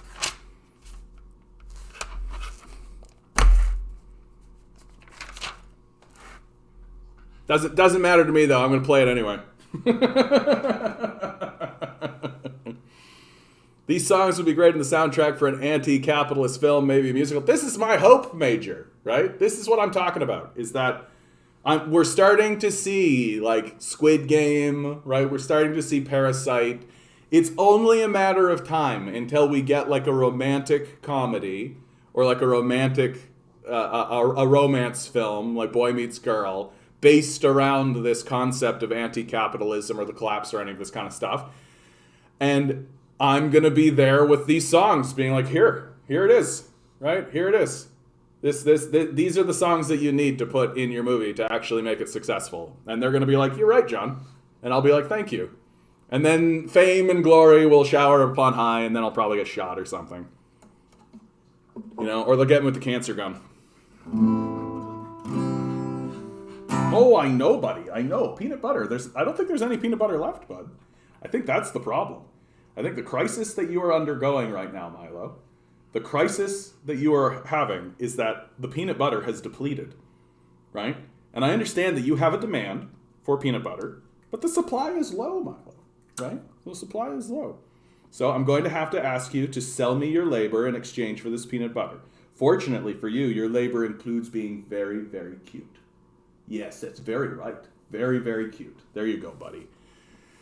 Okay, back to something with a little bit pace on it. I actually have fallen in love with this song, I gotta tell you. Like, at first, when I played it, I thought this is sort of a flippant sort of a thing. But more and more, I'm just like, no, this is the greatest. This is the best piece. Okay, here we go.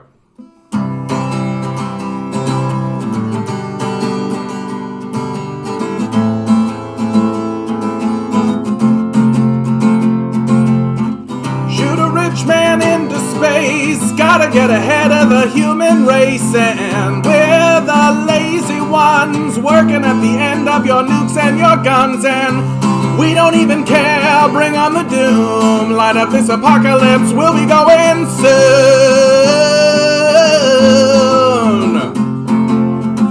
God let his chosen ones wander forever in the burning sun, and 10 times worse the fate for us. Forget him, worship the dust, and we don't even care. Bring on the doom, line up this apocalypse, we'll be going soon.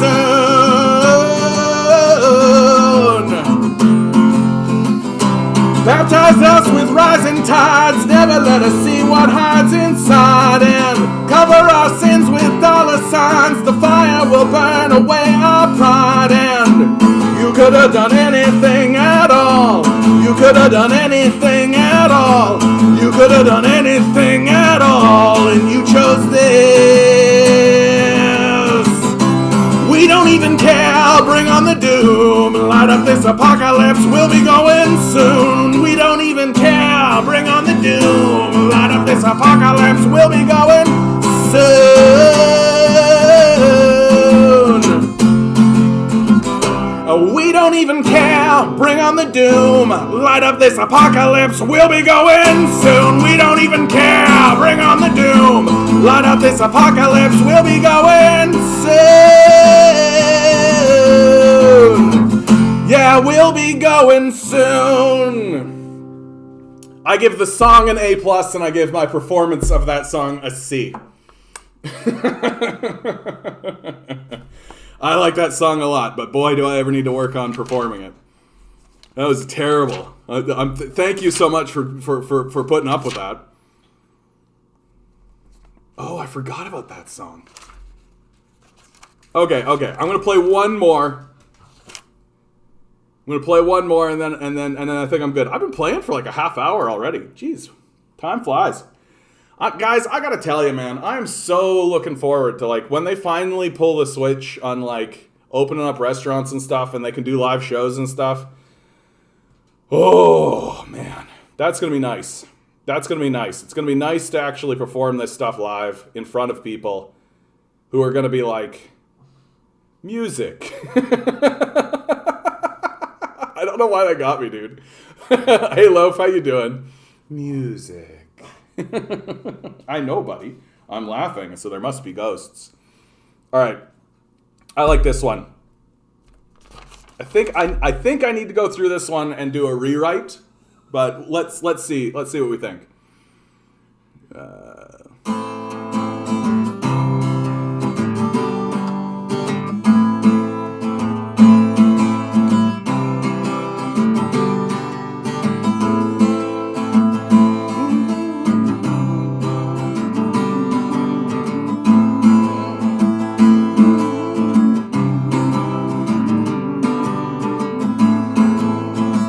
I actually forget how it goes.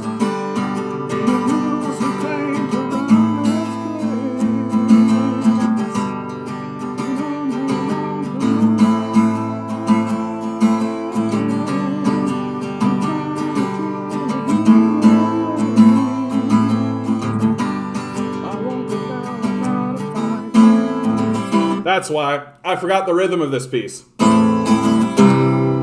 I have a note here that says lean into it. And I'm like, oh, okay. That's what this means. Got it. Past John not communicating very well with future John. Here we go.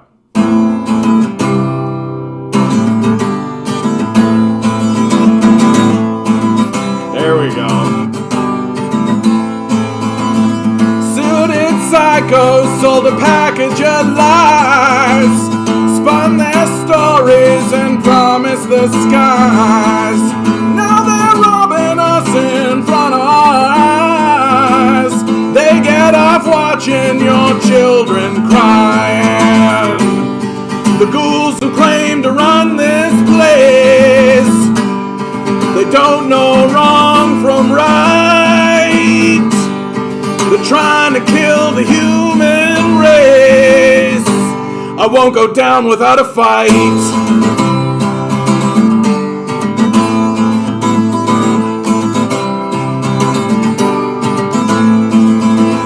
Raise the banners, take up the cause.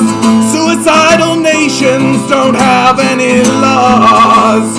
Lift up your head and take out your claws. Watch what happens when your apathy thaws. And the ghouls who claim to run this place, they don't know wrong from right. They're trying to kill the human race. I won't go down without a fight.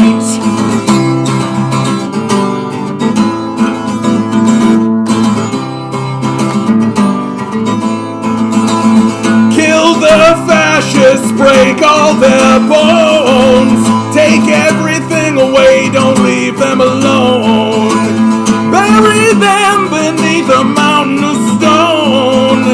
They're evil, we won't forgive or condone. And the ghouls who claim to run this place, they don't know wrong from right. They're trying to kill the human race. I won't go down without a fight. Won't go down without a fight.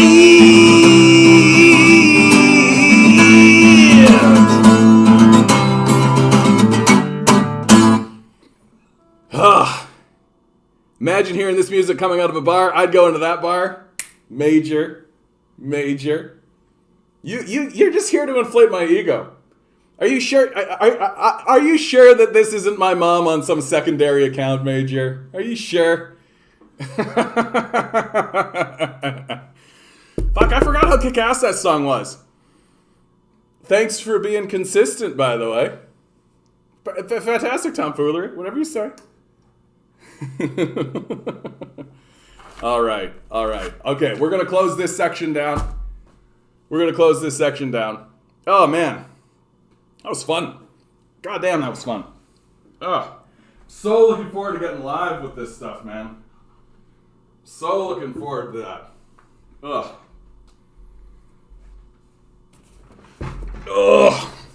How are you guys doing? I hope you're having fun out there. Hope you're in your drinks and your cups. That would be nice, right? Little bit of. Oh, I'm out of coffee. What a time to be alive, eh?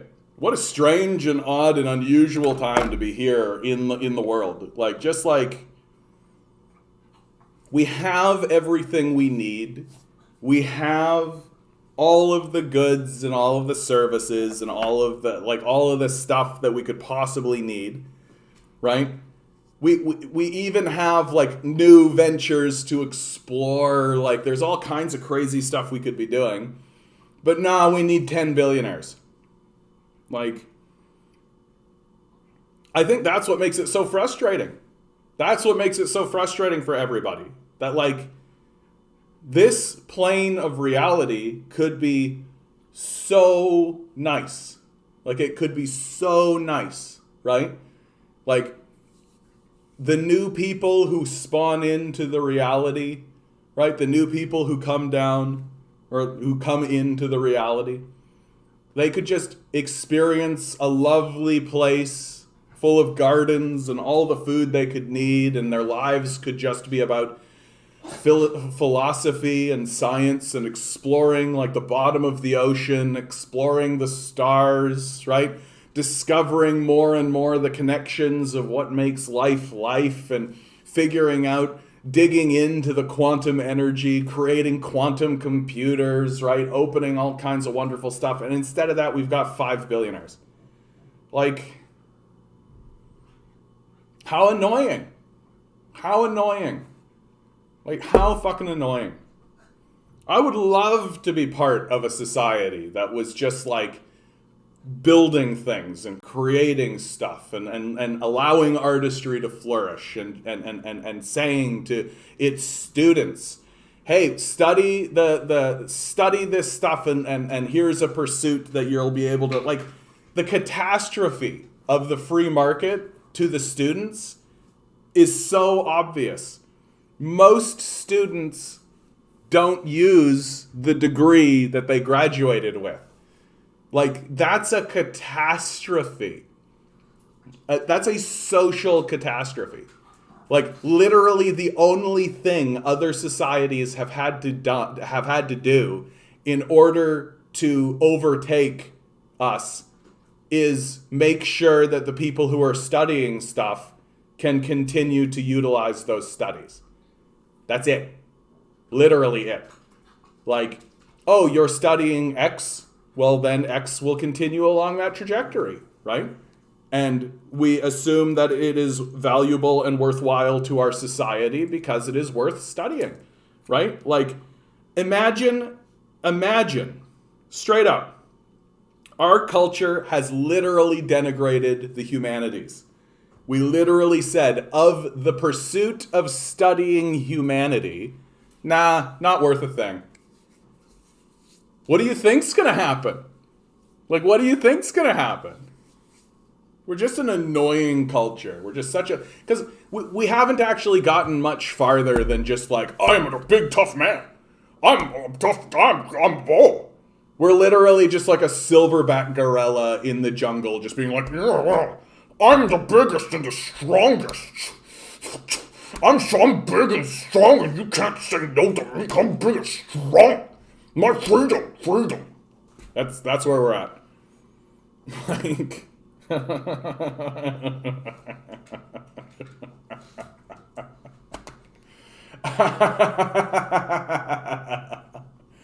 oh man. And then we'll be absorbed back into the energy, and all of it'll be fucking pointless. It'll all just be completely without merit or meaning or anything. And the people who are on this plane of existence will look back on it with this kind of sense of like, what the fuck was that all about? What the fuck was that all about? Jesus. What was that all for? Did you turn on the subscriber only comments for the first time today? I did, Loaf. I did. I just had to. Like, it's a 5-minute timer, so it's not a big deal, I think. And then like, you just need to I think it's reasonable to ask people who want to comment in the comment section to be a subscriber, right? And if their only thing is that they're going to come in, subscribe, wait 5 minutes, and then shit on me and then bounce and unsubscribe, that process is a lot better than what we're dealing with now. The spammers are too much. And then I also put a slow on the chat. It's a 10-second slow. And hopefully the 5 minutes is enough to stop the bots. But then on top of that, I've done a 10-second slow on the chat. So if a guy comes in and does the bot thing where it's like 10 messages right in a row and it's all the same shit, then it'll only be one, and I'll be able to get on top of that really fast, right? So, yeah, and it's not like I'm asking for a fee. Exactly. I just had to. You know, I was looking at my options, I was looking at what I had to do, and the experience that I had last night was it, you know? And I know it sucks for you guys. That's the thing that I really hated, is that, like, part of the joy of this is interacting with you guys and getting your feelings and your opinions and your thoughts and all this. And having just, it's literally can be one asshole who just comes in and just starts spamming the, like, fuck that. Like, fuck that. That's annoying. So we'll see how it goes. So far so good. So far so good. Yeah. It'd be odd if you Loaf's just like, I disagree with that decision, John. I think that you should have spam bots. What are you against? You're against freedom of speech. You're restricting the freedom of speech. You were, sir. You. Yeah, and it's such a light restriction, right? Like, it's not a big restriction. It's so small. Like five minutes on a subscriber, and then like 10 seconds to put on a new chat. Like 10 seconds is nothing, right? But it's enough to make sure that like a guy can't come in and just load the chat with racist nonsense. Well, look, Ed Rogers is still in charge of pillaging our pockets for telecoms. Of course. You want to come up, buddy? You want to come up? You want to say hi to the fans? You've got lots of fans in the world, buddy. Did you know that? There's all these fans out in the world that want to say hello to you. Too bad.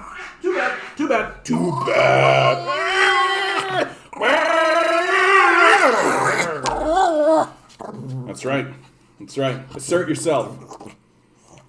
Ligondese.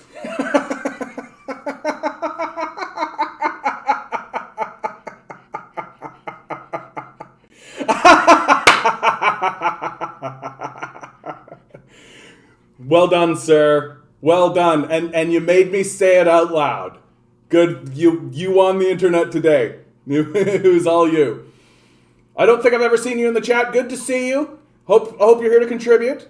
Freedom has become so meaningless that it's just noise now. Yeah. I've been watching Jon Stewart's new show, The Problem, right? And it's a mixed bag, right? I think that internationally speaking, he's still pro-imperialist power. Like, he had a Maduro thug on his show, pretending like Maduro is a dictator and all this kind of nonsense.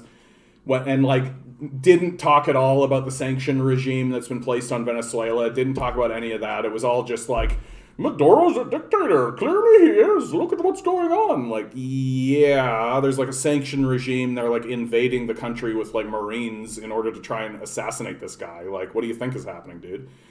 Like, you'll find those WMDs any day, guys. You'll find those WMDs any day. But on the other side of it, he did a good show about that very thing. That freedom has become this real buzzword, and it's become this like there's a duality to it, right? My freedom, and in my view, it's all about it's this infection of individualism down to like the very base unit where everybody, like, my freedom to not have to do anything on behalf of my community overwhelms and supersedes the necessary things that are being asked of me of my community, right? Like, it's like an inversion of what freedom actually means, right? And like, being free to do stuff doesn't mean you get to subvert the necessary demands being asked of you of your community, right? Like, everyone's got to pitch in on this, right? And like, I just think what we're encountering is just like this is the result of this propaganda regime of strict individualism, right? Everything's about you've got to individualize your individualism and be an individual on the individual account, and it's like, but it literally doesn't work that way.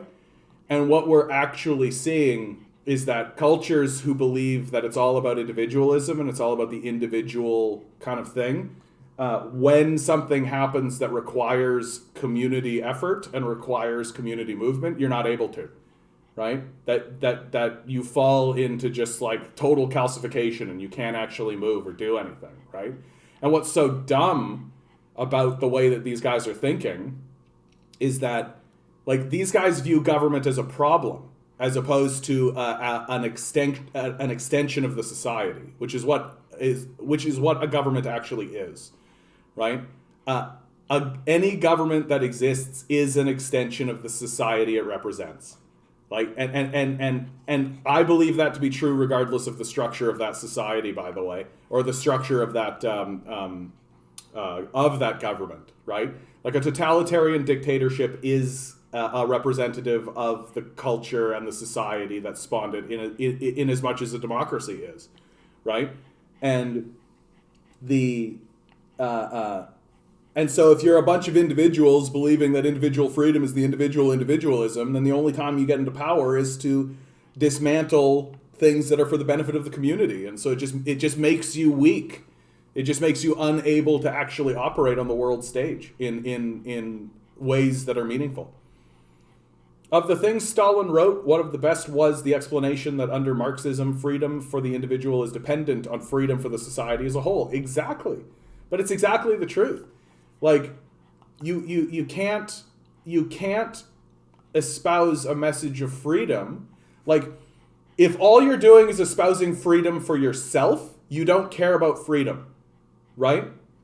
You need to, if you actually care about freedom, then you have to care about the freedom of your neighbor as much as you care about the freedom of yourself. And if you don't care about the freedom of your neighbor as much as the freedom of yourself, then you're not interested in freedom, you're interested in selfishness.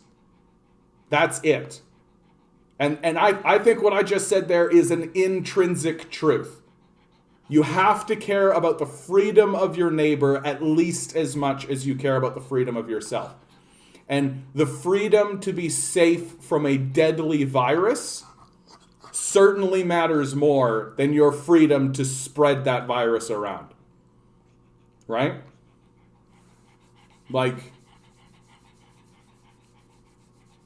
but like, what this conversation, and the reason why I'm really nailing on it, and Ligon, we can thank you for this comment, in fact, is because it exists because there isn't an idea of community in North America. That we have lost the idea of community, and we've lost the importance of getting together and discussing things as a community. And we've lost the idea of actually caring about what happens to our neighbors and what happens around us, right? For God's sakes, we're like reaching to comedians for moral guidance at this point, right? Like, really think about that. Like, comedians will come out with like some kind of moral statement and the society actually responds to it in a meaningful way. Like, wow. Like, that's how far down we are. Like, we have fallen pretty far down if that's what we're doing. Like, we're not listening to preachers, priests, rabbis. Like, none of these guys matter anymore. They're not in the discourse even. They're not even in the discourse. No one cares about these guys at all. Because, I mean, we see that they're largely fraudulent. And the ones that we even know about, like your Joel Orsteins or your Pat Robinsons, are obviously frauds, right? Like, they're overt frauds. And in this kind, and because we're espousing this message of individualism as opposed to one of community, right? Well, then the societies that do have some sense of community and do care about their neighbors and do try to get things done are just going to blow us out of the water, and we're going to look like a backwater. And we are going to be a backwater, aren't we? Yeah, we're going to be a backwater nation, aren't we, buddy? So Dougie is given a staycation credit if you travel in Ontario the next year. What a loser this guy is, eh? Like, what an enormous loser Doug Ford is. Like, I just don't. Who's voting for this guy, eh? It's just like the Karens and the Kens. Like, the people who, like, own 3 houses and are just like, they just need to get a better job. Right? Like, this kind of fucking absolute asinine childish nonsense. Doug, like, he's scared, though. You can tell. Like, I've been listening to him recently, and we're heading into the election now, and he's scared. Like, the polls essentially have the NDP and the Conservatives right, like, 1-for-1 with each other. And anytime there's a dip downwards for the NDP, there's also a dip downwards for the Conservatives, and it all funnels into Del Duca.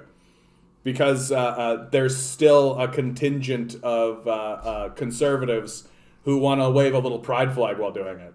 Pride flag, yeah! Or like, oh yeah, Del Duca said he would do the pilot project again. Like shut up.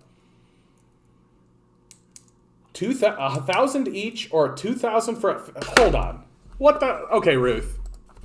I'm digging a little deeper now. Doug Ford staycation credit? What the fuck are you talking about?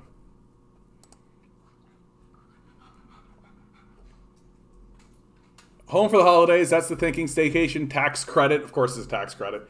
It's a 20% tax credit that puts money back into the pockets of Ontario travelers and families when they choose to travel right here at home.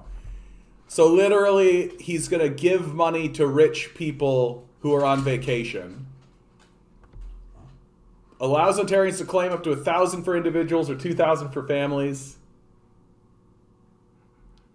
Hey, Dougie. There's people living on the streets in your province. Did you know that? Did you know that, Doug Ford? That there's people living in the streets?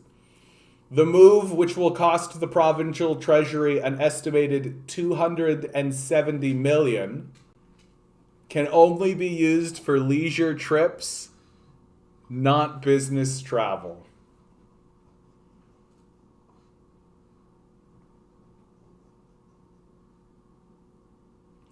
Doug Ford is a psychopath. Do you see it? Do you see how enormous... Like, he's at least a sociopath, right? He's giving rich people, right? An eligible accommodation expense would have to be for a stay of less than a month at an eligible accommodation, such as a hotel, motel, resort, lodge, bed and breakfast establishment, cottage, or campground.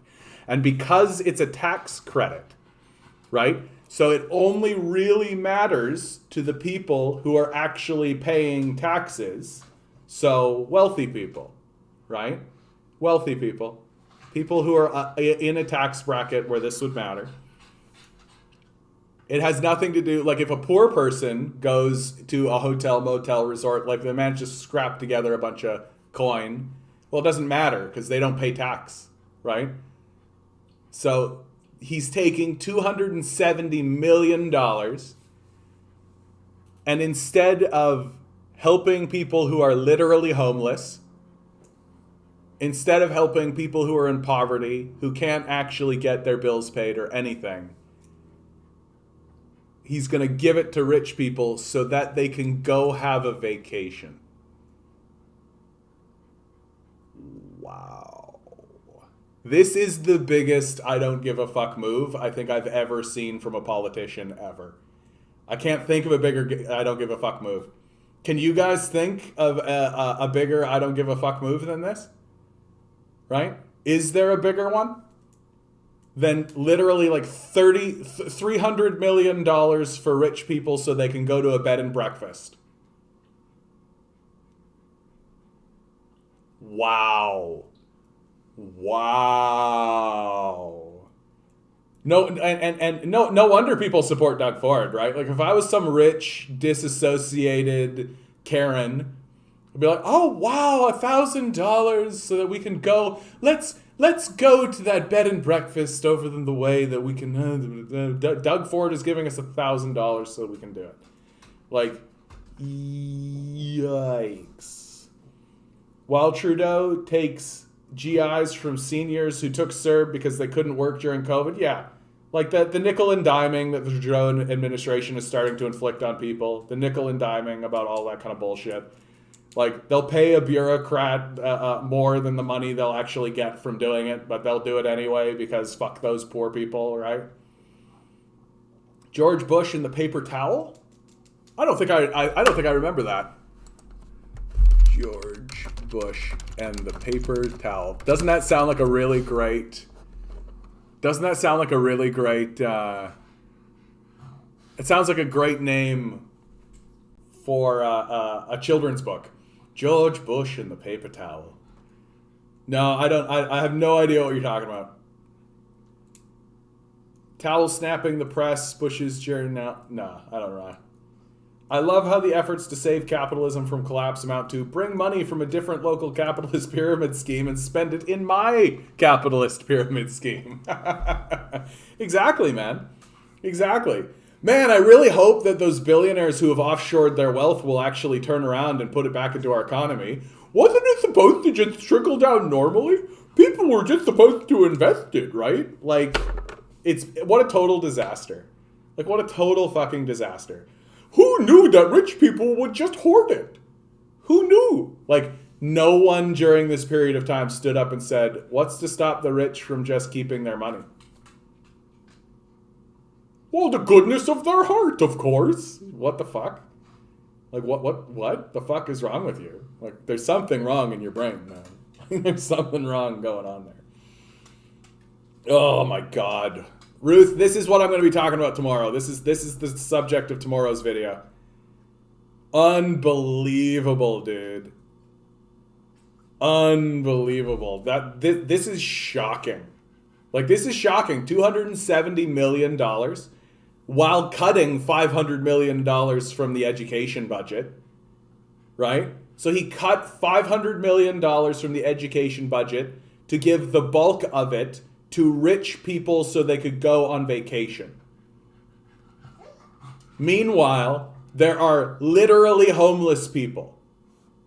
Like, full stop. There's literally homeless people. How about give homeless people $270 million? What do you think $270 million would do for the homeless problem that you've got? I thought it was Trump, Puerto Rico, threw them paper towels. Oh, that whole paper towel thing. I don't know. Sometimes, like, as I look back on the Trump years, a lot of what happened during that period of time was just the press looking at Donald Trump and being like, can you believe it? And, like, I'd say, like, 90% of the time, I'm like, yeah. Like, the paper towel thing where he's, like, throwing paper towels. I don't know. I think he was just trying to have some fun. Like, Trump liked to have some fun. He was like a rough and tumble kind of guy. Like, don't get me wrong. I'm not defending Donald Trump, but I'm just saying, like, he just, like, fucked around a lot. Right? And it's like, and I think people lose their mind because it's, like, not presidential. Like, it's not like Obama being like, oh, yes, shake your hand, right? He's just, like, throwing shit, like the paper towels. He's just, like, throwing them. And I'm like, yeah. What's the problem? I think that's why people liked Donald Trump. I think it's part of the reason why he's as popular as he is. Because he just seems like a dude, right? Like, he's not like this refined elitist coming from, like, elite town. He's just some asshole, right? And that's what they like about him. Yeah. This is way worse than that, dude. Like, this is way worse than that. Like, there's so much more that, like, this is what Doug Ford is prioritizing right now. This is what he's doing right now, right? Amidst, like, an inflation crisis, everyone is, like, losing their wages. Homelessness is spiking. Everything's going terrible. What would $270 million do for the homelessness crisis? This guy doesn't give a fuck. He doesn't care at all. He doesn't care even a little bit. He's giving $270 million to his base to shore them up so that they'll vote for him. Because if they voted Buck-a-Beer, right? I gave Ontarians a break. That's what he's going to say. I sent Ontarians on a vacation. I gave Ontarians a break. Obama's stunt in Flint was pretty terrible too. I don't remember which one you're talking about. There's too many. There's too many to keep up with. Can I tell you though? I think the one thing from the Bush, the W. Bush years that I want to hang on to is the phrase, "Fool me once, shame on you. Fool me twice, I ain't gonna get fooled again." I think I'm just gonna say that from now on. You know, I'm just gonna fool me once, shame on me. Fool me twice, shame on, fool me once, shame on you. Fool me twice, shame on me. That's the actual phrase. But I'm never gonna say that again. It's gonna be fool me once, shame on you. Fool me twice, I ain't gonna get fooled again. I'm just gonna say it exactly like that. I mean, what? The President of the United States said that. How dare you, sir?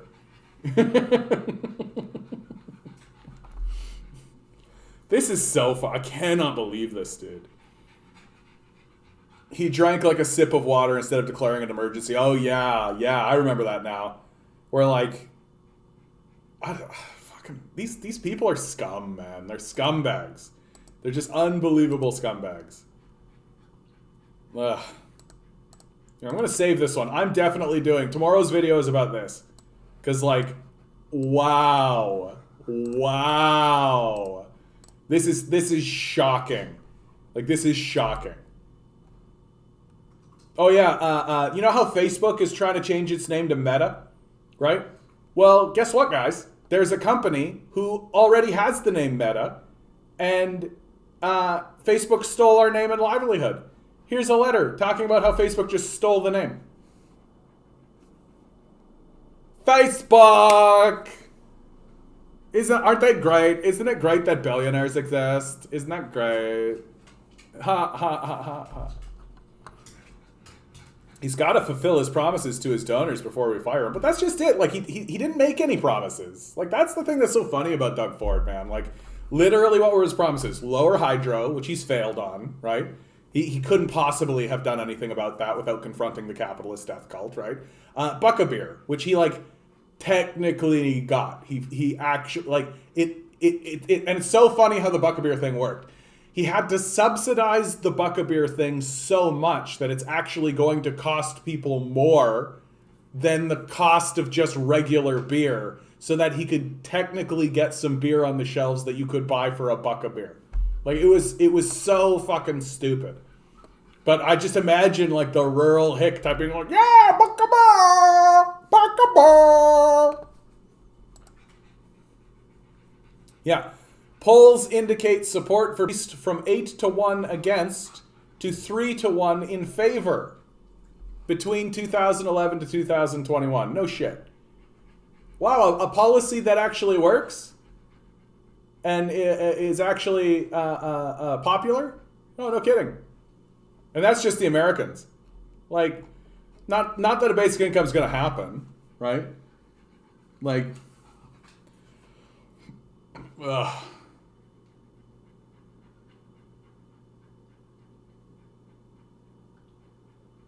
I don't know, maybe the people who are organizing right now, maybe the liberals who are actually organizing will finally realize that they actually have to surround the halls of power.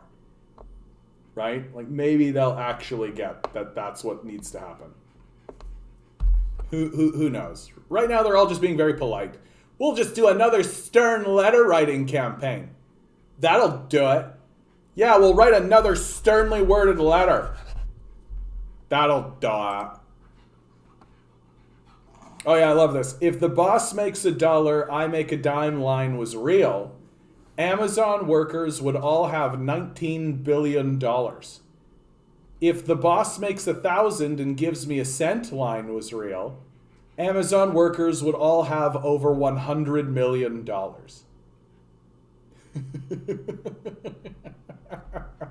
Like, that's how desperately underpaid. Like, that's how dramatic. Like, we're all familiar with this. Boss makes $1, I make a dime, and so I shit on company time, right? Boss makes 1,000, gives me a cent. Oh, what's up, buddy? What's up? Okay, guys, I gotta pause for a second. My pug's having a crisis. Little crisis. Little puggy crisis. Little puggy crisis. This is what it's like owning a pug, by the way. You're like constantly dealing with the most adorable, tiny little crises that exist, right? In this particular case, my little guy has these folds in his face, right? He's got these folds in his face that he can't get at, right? Like he can't actually reach them, and he can't get in them, and he can't clean them or anything. And so they get really, really itchy. And so he'll start to scratch at it, and then I got to go in there and like do something about it. And it's like human ingenuity. We did it. We made a little disaster critter that wouldn't survive in the wild if it wanted to. Actually, he took it from the raise people on social services and ODSP were supposed to get. It was only 1.5 instead of 3%. Oh man, that's even better, dude. Like literally taking from the poorest people and giving it to the richest people. What a total piece of shit. I'm so happy that I'm going to his house on Sunday. I'm so happy that on Sunday, 2 p.m., we're going to 6 Tetton Hall Road, Doug Ford's house, to protest him. I'm so happy we're doing that. I'm actually over the moon about it. Fuck this guy. Like, fuck this guy. Fuck this guy. I'm going to share this around, dude. I'm sharing that with Isabella for sure. Like, holy shit. Like, holy fucking shit. Like, he does not care, right? Like, he just doesn't give a shit at all. Do you want to come out? No, you just want pets. Ugh. Today's voting day in Beijing for selecting NPC grassroots delegates. Cast the vote, exercise the right of the citizens. Just thought I would point out to everybody, China is a democracy, right? Just like we are. Not just like we are, obviously. It's the democratic structure is different, but like they're having a voting day. Like people go and they vote for their delegates to the National People's Congress. I don't know what to tell you. Like it blows me away when people try to accuse like Xi Jinping is a dictator. Like what the fuck are you talking about? Like, can you imagine trying to rule as a dictator 1.6 billion people? Can you imagine what that would entail? Like, yeah. No, he did so much within the first few months, right? Like, he cut so much. It's unfucking believable. So when did, if you work full-time, you should be able to comfortably afford shelter, food, and utilities become an extreme leftist belief? Right? Like, this is the thing that blows me away about American politics, and about Canadian politics, too, is like, everyone having food, shelter, access to utilities, and living a reasonable life, to me, seems like a conservative position. Seems like an incredibly regular, normal, conservative position. Everyone should have food and shelter, right? Like, I that's what I think is so obscene about today's political conversations. That it's not the conservatives that are demanding everybody have food and shelter. It's not even the liberals. It's like far leftists like myself who have been so abandoned by the political system that we're having to demand that it occur. And even then it's not happening. Like, yikes. Like, signs that you don't live in a society, right? Signs that society is dead. Food and shelter is not guaranteed. And even if you work full time, it's not guaranteed. Right? Like, what do you think's going on? BC doctor clinically diagnoses patient as suffering from climate change. To me, this is like an act of total desperation. But like, you're starting to see like the middle upper class people, the young professionals, the yuppies, one might say, they're starting to say like, hey, do something about this. Like, do something about this. And they're starting to, like, diagnosing a patient suffering from climate change. Like, this can trigger a lot of shit, right? This like, putting down a diagnosis that isn't in line with what is acceptable diagnoses can trigger a lot of shit. Like, this guy could actually get in trouble for this.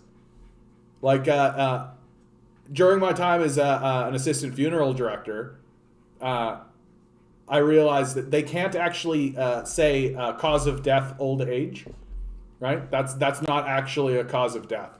And they can't just write down old age, that there needs to be an actual cause. And sometimes you get just ridiculous, like dementia, for example, like a cause of death, dementia. And they're like, but people don't actually die of dementia. And they're like, yeah, we know. It's like, oh, okay. But that's how the system is structured. So this is a protest act from this doctor, right? When a patient in her 70s came into the emergency department at Kootenay Lake Hospital in Nelson, Dr. Kyle Moretti had no idea hundreds of people were dying of heat across the province. It was late June and British Columbia was consumed by a heat wave that would soon go down as both the hottest and deadliest in Canadian history. The head of the hospital's emergency department, Merritt, could see the toll of the extreme heat took on patients battling multiple health problems at once, often with little money. And I'm starting to see people, I'm starting to see doctors write down poverty as a reason for people dying, right? And that's a major protest movement as well. So the doctors are trying, man. They're trying, but like, yeah. Billions of dollars for affordable housing not making it out the door. I can't imagine why. Like, I can't fucking imagine why. Dougie's given $300 million to people to go on vacation. Given fuck all to build affordable housing. Well, and again, I've got to say it over and over again. Like, an article like this from the CBC, right? Billions of dollars for affordable housing not making it out of the door. But what it does is it affirms that building affordable housing is what needs to happen, right? And it sidesteps the actual problem, which is that billionaires have bought the housing market. It doesn't matter how much more affordable housing they build. It doesn't matter how much housing they build, right? The billionaires will buy it, and they will own it. They could build 1 billion more units. It wouldn't matter. The billionaires would buy it, and they would own it. Like, and then forget about the fact that we have a bunch of empty housing. Right? We've got all of this empty housing that we could just requisition and use, but we're not doing that. You should look at the list of things he's done since the dingnut got in power and read out every single thing. Oh, dude. That would take forever. I mean, it's easy to find. Like, there's a site for it. Like, I gotta save this site. What Doug Ford cut? Is it Stop Ford's Cuts is the one that I like? No, this isn't the one that I like. Ford's Cuts. Like this, I actually really hate how this one's organized. There's a much better one. No, the CBC one. There's a site that's literally something like Doug Ford's Cuts or what Doug Ford cut or something like that. Not surprised to see.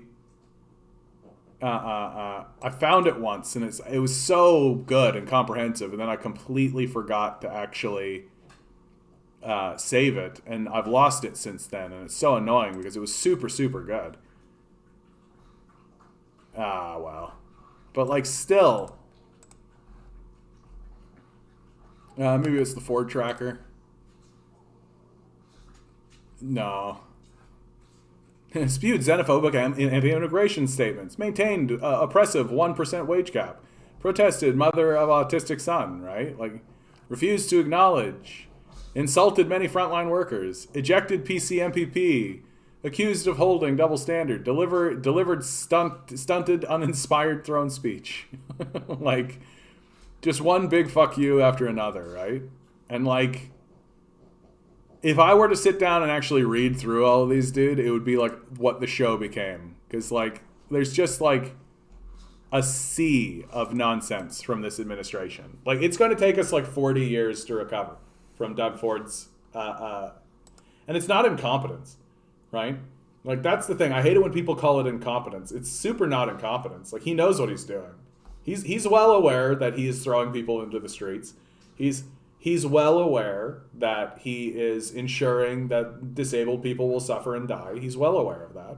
He understands. He doesn't care, right? He doesn't care at all. Like, this is what you get when you elect a fucking mob boss. When you elect a fucking just drug-dealing loser dropout, right, who's just a rich because his daddy was rich, right? This is what happens. And this is going to happen every single fucking time. Like, it's not hard to stop supporting these types of people. But the reality is that the people who support them are also scumbags, right? They also denigrate their fellow countrymen. They also denigrate the poor and the elderly, right? Like, and I have no problem saying that. Like, if you're voting for Doug Ford, you're a fucking scumbag. Like, and there's no like forgiveness for you, right? Like, I could somewhat forgive. Like, I'll put it this way: if I found out that you voted for Doug Ford in the last election, I would forgive you, but I wouldn't trust your opinion on things. You know? I'd be like, yeah, I understand, bud. Like, we're upset about Kathleen Wynne and, like, the McGuinty years and all that kind of stuff, and we just wanted to get rid of her, and so I'll vote for Doug Ford at that time, right? And he did lie a lot. Like, he said a lot of bullshit. He lied a lot, right? And so I could see how you could, like, fall for the grift, and now you're come around and you're not going to vote for Doug Ford again, and you're apologetic for it and all that, and so I forgive you, and that's great. I'm not going to trust your opinion on things, but I forgive you. But if you're still voting Doug Ford, like if you're going into this next election still voting Doug Ford, you are a living piece of living trash. Like a grotesque, monstrous human being whose opinion on every subject should not only be roundly ignored, but refuted as a default position. Like, demons walk the earth, they vote for Ford. It's very straightforward. Like, and oh, John, that's so, like, divisive. This guy's throwing people into the streets. What's more divisive than that? What's more divisive than stealing money from the poor, disabled, and elderly to give it to rich people so they can go on fucking vacation? What's more divisive than that? I can't think of a single goddamn thing that's more divisive than this. Unfucking-leavable, dude. Like, this is unfucking-leavable. Like, this guy does not give a fuck at all. He doesn't give a fuck at all. And the people who vote for him don't either. Oh, I know, buddy. I know. Is it peanut butter? Is it peanut butter?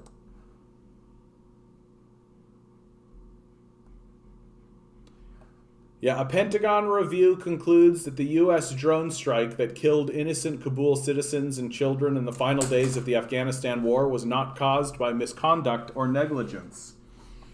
Right? That means that they meant to do it. Imagine killing an aid worker. Imagine killing his family too. Imagine 7 of them were actually children, smiling little tots. Then just rising from your chair to grab a coffee and saying, mistakes were made. This is absolutely unforgivable. Mr. Snowden. Yeah. That's America for you, baby. That's America for you, right? You know, you got to break some eggs if you want to make an omelet. Oh, yeah, this just seems to be what is actually happening, right? We want dirtier air and water so CEOs can make more money. Please tap our computer messages. Send our jobs overseas. Stop giving us benefits from our tax money. Pave our farmlands. Give our forests the timber companies now. Don't tell us what's in our food. Like, this just seems to be the truth, doesn't it? Like, what the fuck is going on? Like, what the fuck is going on? And if you were to confront somebody from the GOP, or if you were to confront Republican voters with this, they would be like, well, no, that's not what I believe. And it's like, but it's what is happening. Like, it's what they're doing. Like, I just think they're so fucking desperate. There's just so much desperation going on these days. Nobody knows what to do. Nobody knows what to focus on. Nobody knows what's happening. And you have a bunch of people who are like not politically active, have never been politically active, who are suddenly becoming politically active, and all they really know is Democrat bad. That's all they really know. And they don't quite understand that like the Democrats and the Republicans are allies in this, that they work together and have worked together for probably 40, 50, maybe since the inception of the institution, frankly. Like, sure, we'll give you a choice between, me and my buddy.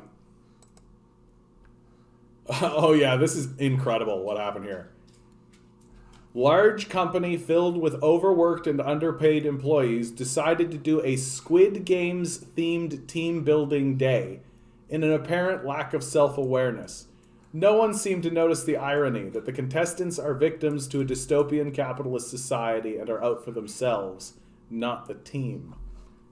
Like, literally your team building exercise is teaching your team not to trust you. That's really what it's doing. Like, don't trust these guys. They're trying to kill you, and they do. He's getting a standing ovation by Harris and the other millionaires so that he can get a place on a council somewhere. Yeah, exactly.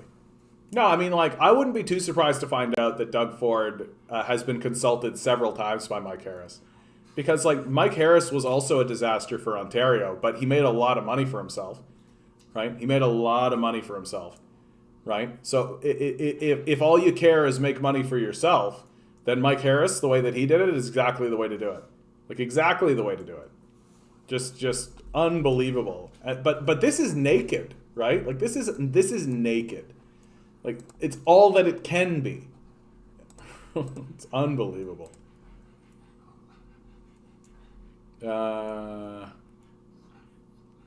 When do I get to vote for someone who actually represents the working class? That's the neat part. You don't. All right, I've actually run out of content on the rare occasion that happens. Oh, what is it, buddy? You're out of peanut butter, man. You're out of peanut butter. Milo, you're out of peanut butter, okay? Too bad. I know. You don't like it when I pick you up. I know. He's such a scrappy little guy, eh? He's such a scrappy little guy today. Ugh. Shootings are down, but death tolls are up. Toronto police update on recent shootings and homicides. So what that means is that there are less shootings, but the ones that occur are more deadly, right? That means that shootings involving just people who are like just shooting away are down, but the straight up assassinations are up. Oy. Yeah, heartwarming child labor and required medical treatments. Kids with rare disease in her leg bakes cake to raise for a fundraiser so she can get the treatment she needs. Like, it's staggering to me. Like, it's staggering to me that the United States doesn't actually provide health care for its own citizens. Like, it's staggering. Pfizer seems to have developed a highly effective antiviral pill for treating COVID. Treating being the operative word there, right? Yeah, of course they have. Like, it's there. I actually more and more, like, as we're getting farther away from the anti-vax people and all this kind of stuff, like, they're going to sell us everything, right? They're going to sell us pills. They're going to sell us ointments. They're going to sell us, like, pastes. They're going to sell us everything, right? Like, we've entered, like, a true snake oil salesman moment. Oh, you're afraid of the COVID? You got to take Uncle Johnny's snake oil, right? Like, I got a pill. I got a poke. I got a cream. I got a pill, a poke, a cream. Like, they'll do everything except cure it, right? They'll do everything they can to make sure that this continues. And they'll sell as many products as they possibly can. And, like, I understand that, like, we do need to do something, right? We do need to make sure that, like, this is a health crisis. But it's just become so obvious that these guys are milking us for everything they've got and everything we've got amidst this health crisis, right? That instead of actually erecting, like, proper health and safety procedures, instead of actually trying to help people with this, they're just going to sell us Pfizer's magic pill, right? And then in 6 months' time, there'll be another one, right? Oh, has the Delta variant got you down? Right? Might as well have a top hat and a cane.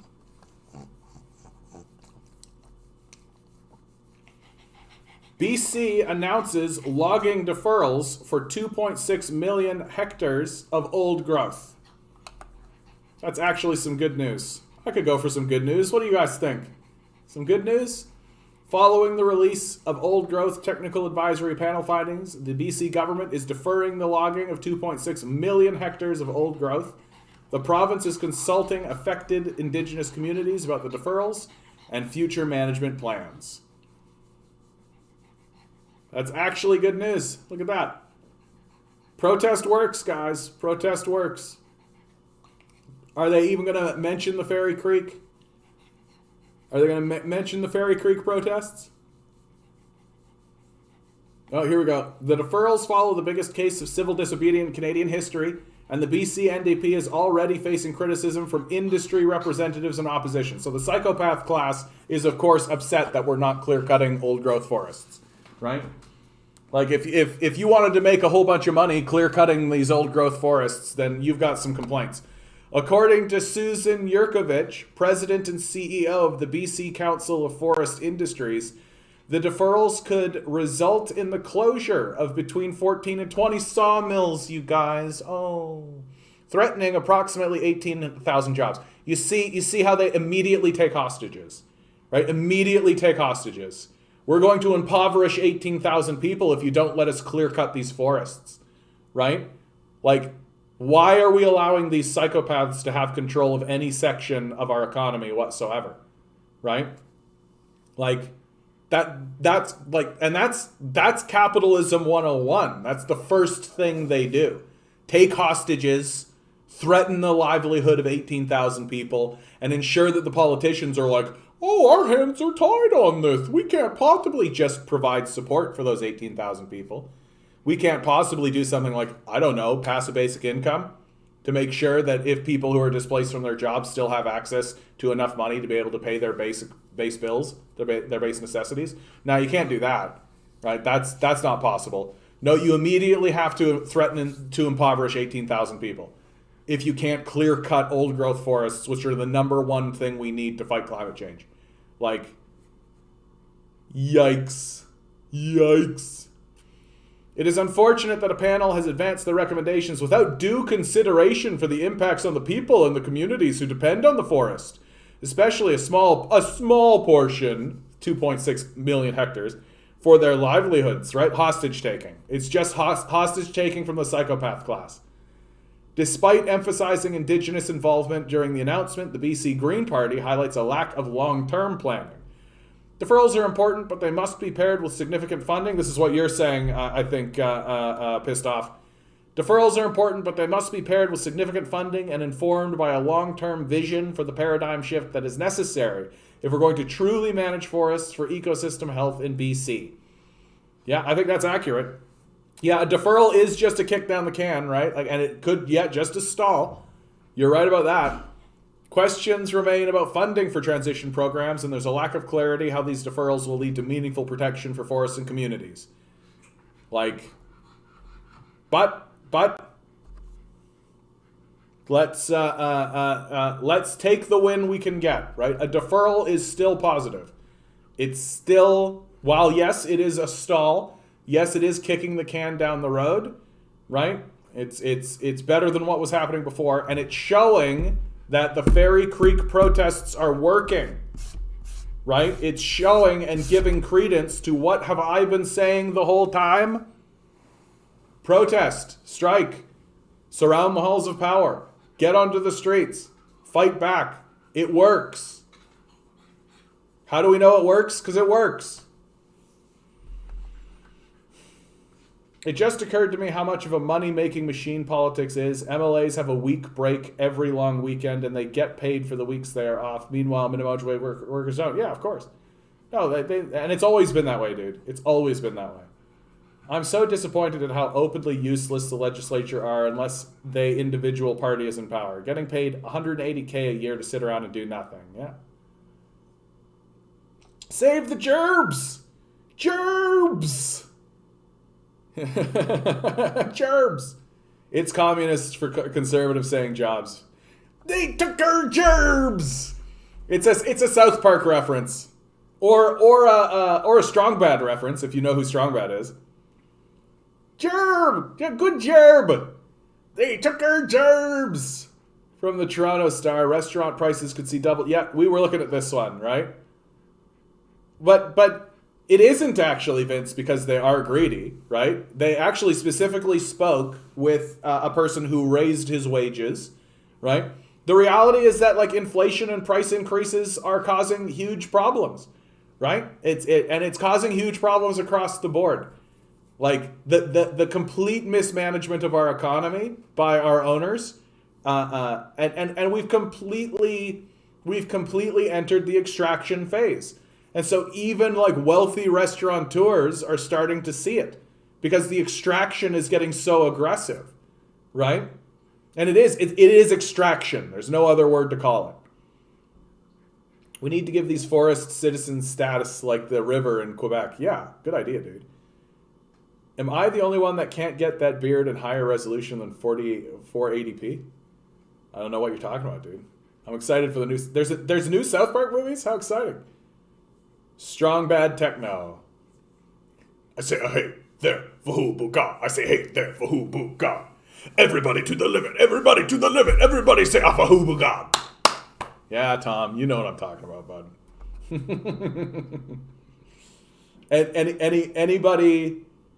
Anybody who's looking at me being like, what the hell are you talking about, dude? Don't worry about it, okay? Trogdor! Trogdor was a man. He was a dragon man. I mean, he was a dragon, but he was still Trogdor. I know there's a ton of people in the chat right now who are just like, what the fuck are we talking about? What is actually going on? That's like early days, dude. Yeah, Gen X cool things. Was that Gen X? Yeah, you know what? I think that was Gen X. The guys that were making that shit were definitely Gen Xers. And the guys that made Homestar Runner and Strong Bad and all that, one of the major guys went on to work for Disney. He made the cartoon series Gravity Falls, if you're familiar with Gravity Falls. So like that actually led him into like a big animation career to create one of the like really popular pieces that came out of Disney for a long time. Gravity Falls was hugely popular. Yeah, there's going to be 14 new South Park movies in the next 6 years. It was a $90 million contract with Paramount. Holy shit. Wow. First of all, that's a huge contract. But like 14? I mean, as long as they stay entrenched in public affairs, like as long as they remain as like social critics, they'll never run out of material. 2 of the movies out next month. Wow, I had no idea. That's gonna be fun. That is gonna be a lot of fun, dude. Because like those guys are very, very smart. They're very, very smart and very creative, and they've been doing it for so long, and their characters are so established. And if they make a contract like that, what's so great about those guys is that they're so well established, but they're still dedicated to like social commentary, so they can get away with anything. They can say anything they want at this point. And I'm looking forward to it. I'm really looking forward to it. Because like, boy, do we need to start throwing some shit at this whole system, man. Boy, do we ever need to like.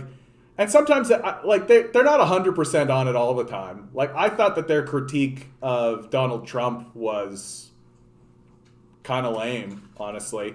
How it was, like, Mr. Garrison and, like, all that kind of stuff. Like, I thought that it was really, like, not that well rooted. You know what I mean? Because I don't think that they quite understood what they were looking at, which makes sense. So it ended up being kind of a catharsis piece for them more than anything. Which again, like I'm not really critiquing them because like I think a lot of people have no fucking idea what they were looking at, right? Milo, buddy, no more food. You've eaten, you've had everything. Fatty. You're a little fatty. Go chew on your bone, dude. You've got a bone. Fatty.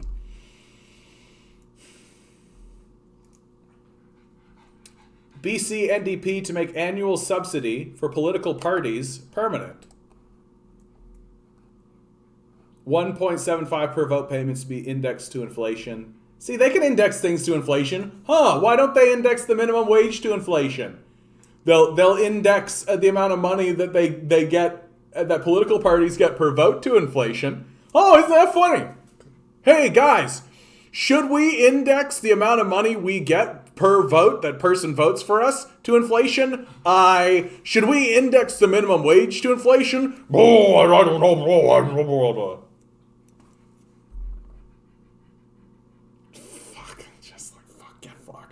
Just fuck you. Like, fuck you, right? Like, fuck you. So I looked into it, and yeah, it's 2 new South Park movies arrive on Paramount Plus before the end of 2021, and 6 more seasons of the show. I have to catch up. Yeah, dude, like, they're... The new stuff's pretty good. Like, I hope you like Randy. Like, they do a lot of Randy. But, like, yeah. No, South Park's great. Like, it's great. Like, they're falling for the same traps, the same wealth traps as everybody does, right? Like, they're definitely falling for the same kind of stuff. And their critiques of the system are mainly juvenile. But juvenile in, like, the best way. You know what I mean? Like that in the way that like a true comedian makes something really funny just by kind of making fun of it. But they don't really have much to say, right? Like that's kind of my big thing about the South Park guys is that I enjoy them. I like the time I spend with them. I don't really I'm glad that they're there and I'm happy that their irreverence exists and that they're taking shots all over the place. But it really seems to me like they don't really have that much to say. You know? Except, like, look at how stupid everyone is. And it's like, yeah, dude, we know. But, look at how stupid everyone is, like, so perfectly, you know? It's so stupid in such a perfect way that you can't help but look at it. You know what I mean? Am I making sense? Right? Like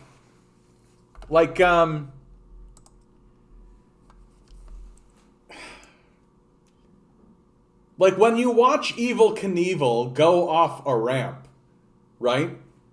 Like, well, it's kind of stupid when you think about like someone like Evel Knievel, right?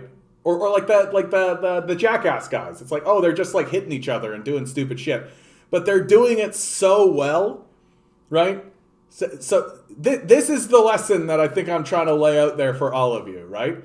It doesn't matter how stupid the thing you're doing is. If you do it well enough, people will pay you to do it. And that's kind of my position about the South Park guys. Is that what they're doing is very stupid. But they do it so well. They do it so well that you have to watch it, right? You have to watch it. It's the best stupid shit you'll ever see. And I think that they would agree with that, right? I think that they would agree with that. So, I'm not a vegan, but I find it inhumane that chickens are held in dark, overpopulated cages for their entire lives up to the day they're cut up offshore and served on a platter. Dude, bringing it back down. Absolutely. No, I mean, one of the things that I promised myself a long while ago is that I'm not going to buy meat. I recently broke that. I've got some chicken wings in my freezer right now, so I recently broke that pledge. Please forgive me.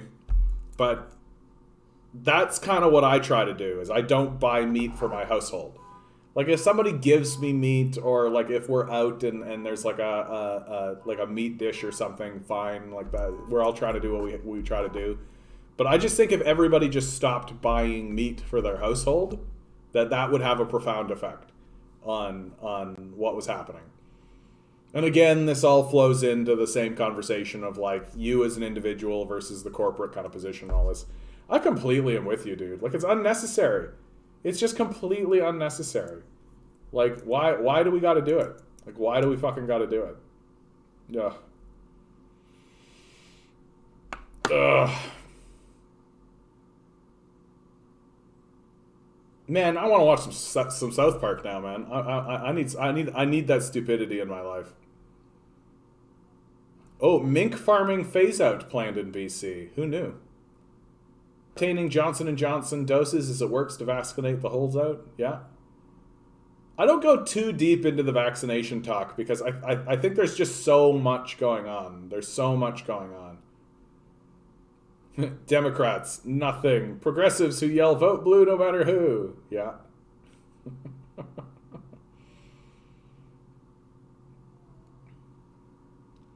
I'd like to raise a few chickens on an acreage someday. I love eggs for breakfast, but don't see any way around the arguments of vegans on animal suffering and climate change. Yeah. Like, the vegans are right about that. Like, for sure they are.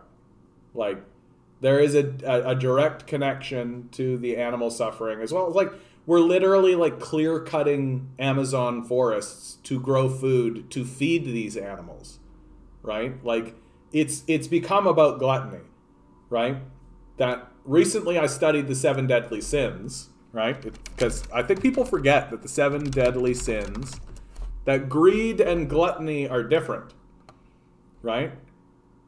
You got lust, gluttony, greed, sloth, wrath, envy, and pride. And I think it's useful to go through these and actually show what's up, right? And the difference between gluttony and greed, like greed is about the amassing and the hoarding of resources, whereas gluttony is about consuming more than you can possibly need, right? Like, a greedy person is not necessarily a fat person, but a gluttonous person is certainly a fat person. And, like, that's what's happening with these chickens, that we are just gluttonous. Like, we don't need this much. Like, we don't need this much. And then we turn around and throw 40% of it away. Right? In this incredibly wasteful activity. Going to enjoy the weekend? No, dude, I work. I mean, tomorrow is capitalism. I work for capitalism, and then Sunday I'm going to a protest. If you're in Toronto, 6 Tetton Hall Road, it's Doug Ford's house, 2 p.m. If you're on Sunday, please come on by. Because fuck Doug Ford, right? Fuck this guy. I feel like there should be protesters hounding him and harassing him outside his house every single day, right? It should be common for him to have to spend an hour driving through people. His neighbors should be complaining about it, right? Like that should become common, and it's shocking that it's not. It's because people will be like, oh, it's that so blah blah blah. Yeah, F Doug Ford, man. F Doug Ford. Like, it's because people have this idea of politeness. Oh, it's impolite. You know, that's not, that's how unprofessional, right? Like, just, you should show up at his workplace, right? Showing up at his workplace is fine, right? All that kind of stuff. Yeah, right. Did you know he has a rear entrance? Right? Did you know that there's a rear entrance that he can just take? Right? Like, no. Show up at his house. He's throwing people into the streets while taking that money that he's withholding from the people he's throwing into the streets and giving it to rich people so they can go on vacation. Like, fuck you. The Toronto Star wrote an article, why is Doug Ford becoming a liberal, or something along those lines. Like, well, Vince, that's how close liberals and conservatives are to one another. Right? Like, liberals and conservatives are not that far from one another. So it would be easy for Doug Ford to become a liberal. Right? All he'd have to do is throw out some, like, tiny little shred of a piecemeal reform, like raising the minimum wage to $15 an hour, and wave a little pride flag. Yeah, Doug Ford's a liberal. There are for sure hidden entrances in his House and legislature. If he hates the working class, we must unite against him. Yeah. Yeah, they're not that far, but I'm shocked they're promoting him. Then again, I guess I'm not. Well, like, oh, and remember, like, it's conservatives, like, it's his donors bought the Toronto Star, right? Like, the idea that the Toronto Star is in any way a liberal newspaper anymore, that's out the window, right? It was bought like 2-3 years ago now. It was bought by Doug Ford supporters, right? People who donated to Doug Ford. So, like, of course they're going to release these articles like, why is Doug Ford becoming a liberal? Like, they're going to pretend like he isn't, like, one of the most far-right, terrifying authoritarian figures who has existed as a premier, right? Like, if you look at his policies and compare his policies to literally any premier, except maybe Mike Harris, who he obviously sucks the cock of, like, Doug Ford is a far-right, neoconservative, authoritarian premier. Like, there's nothing else to call him. Like, and calling him anything else is overt, obvious, ridiculous, absurdist propaganda. Like, he's throwing homeless people into he's throwing people into the streets. He's removing supports for people with disabilities. He's assaulting the elderly. He's assaulting the poor, right? While giving that money to rich people so they can go on vacation, right? Like, it doesn't get more buffoonish than this. Like the man is a sociopath, obviously, who and it's going to take us like 40 years, if not more, to recover from him. Like, we're yet to recover from the disaster that was Mike Harris. Like, the Mike Harris years are a total disaster for Ontario. And we've never recovered. Like, the amalgamation project that Mike Harris did has been a total disaster for Toronto and a total disaster for Ontario, right?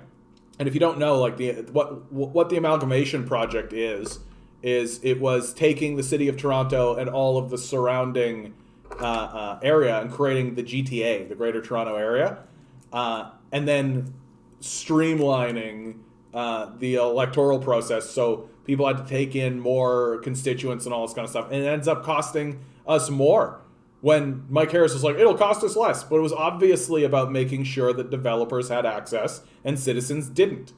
That's obviously what it was about. The rest of my weekend is going to be spent studying, so I'm grateful for the chance to just vibe and listen for a bit. I appreciate what you do. Well, thank you, love. A good opportunity for me to say, please make sure to like, share, and subscribe to the video. If you are not a Patreon, please consider becoming a Patreon. It's in the description. If you liked my music, please consider purchasing. It's at Bandcamp, also in the description. And if you are a Patreon at about $1, please think about putting that up to $5 or even $2, honestly.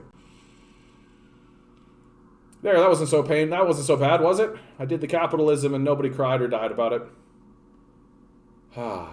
Getting into the waning minutes here, guys. You know what? I think I'm going to follow Loaf's energy and remind all you guys. I really appreciate you guys, man. Like, I can't even begin to tell you how appreciative I am that you guys are here at all. That talking to you guys and listening to you guys, Vince and Ruth and Loaf and Nine Tails, all you guys, Alan, Mocked. I'm so happy you're here, Mocked.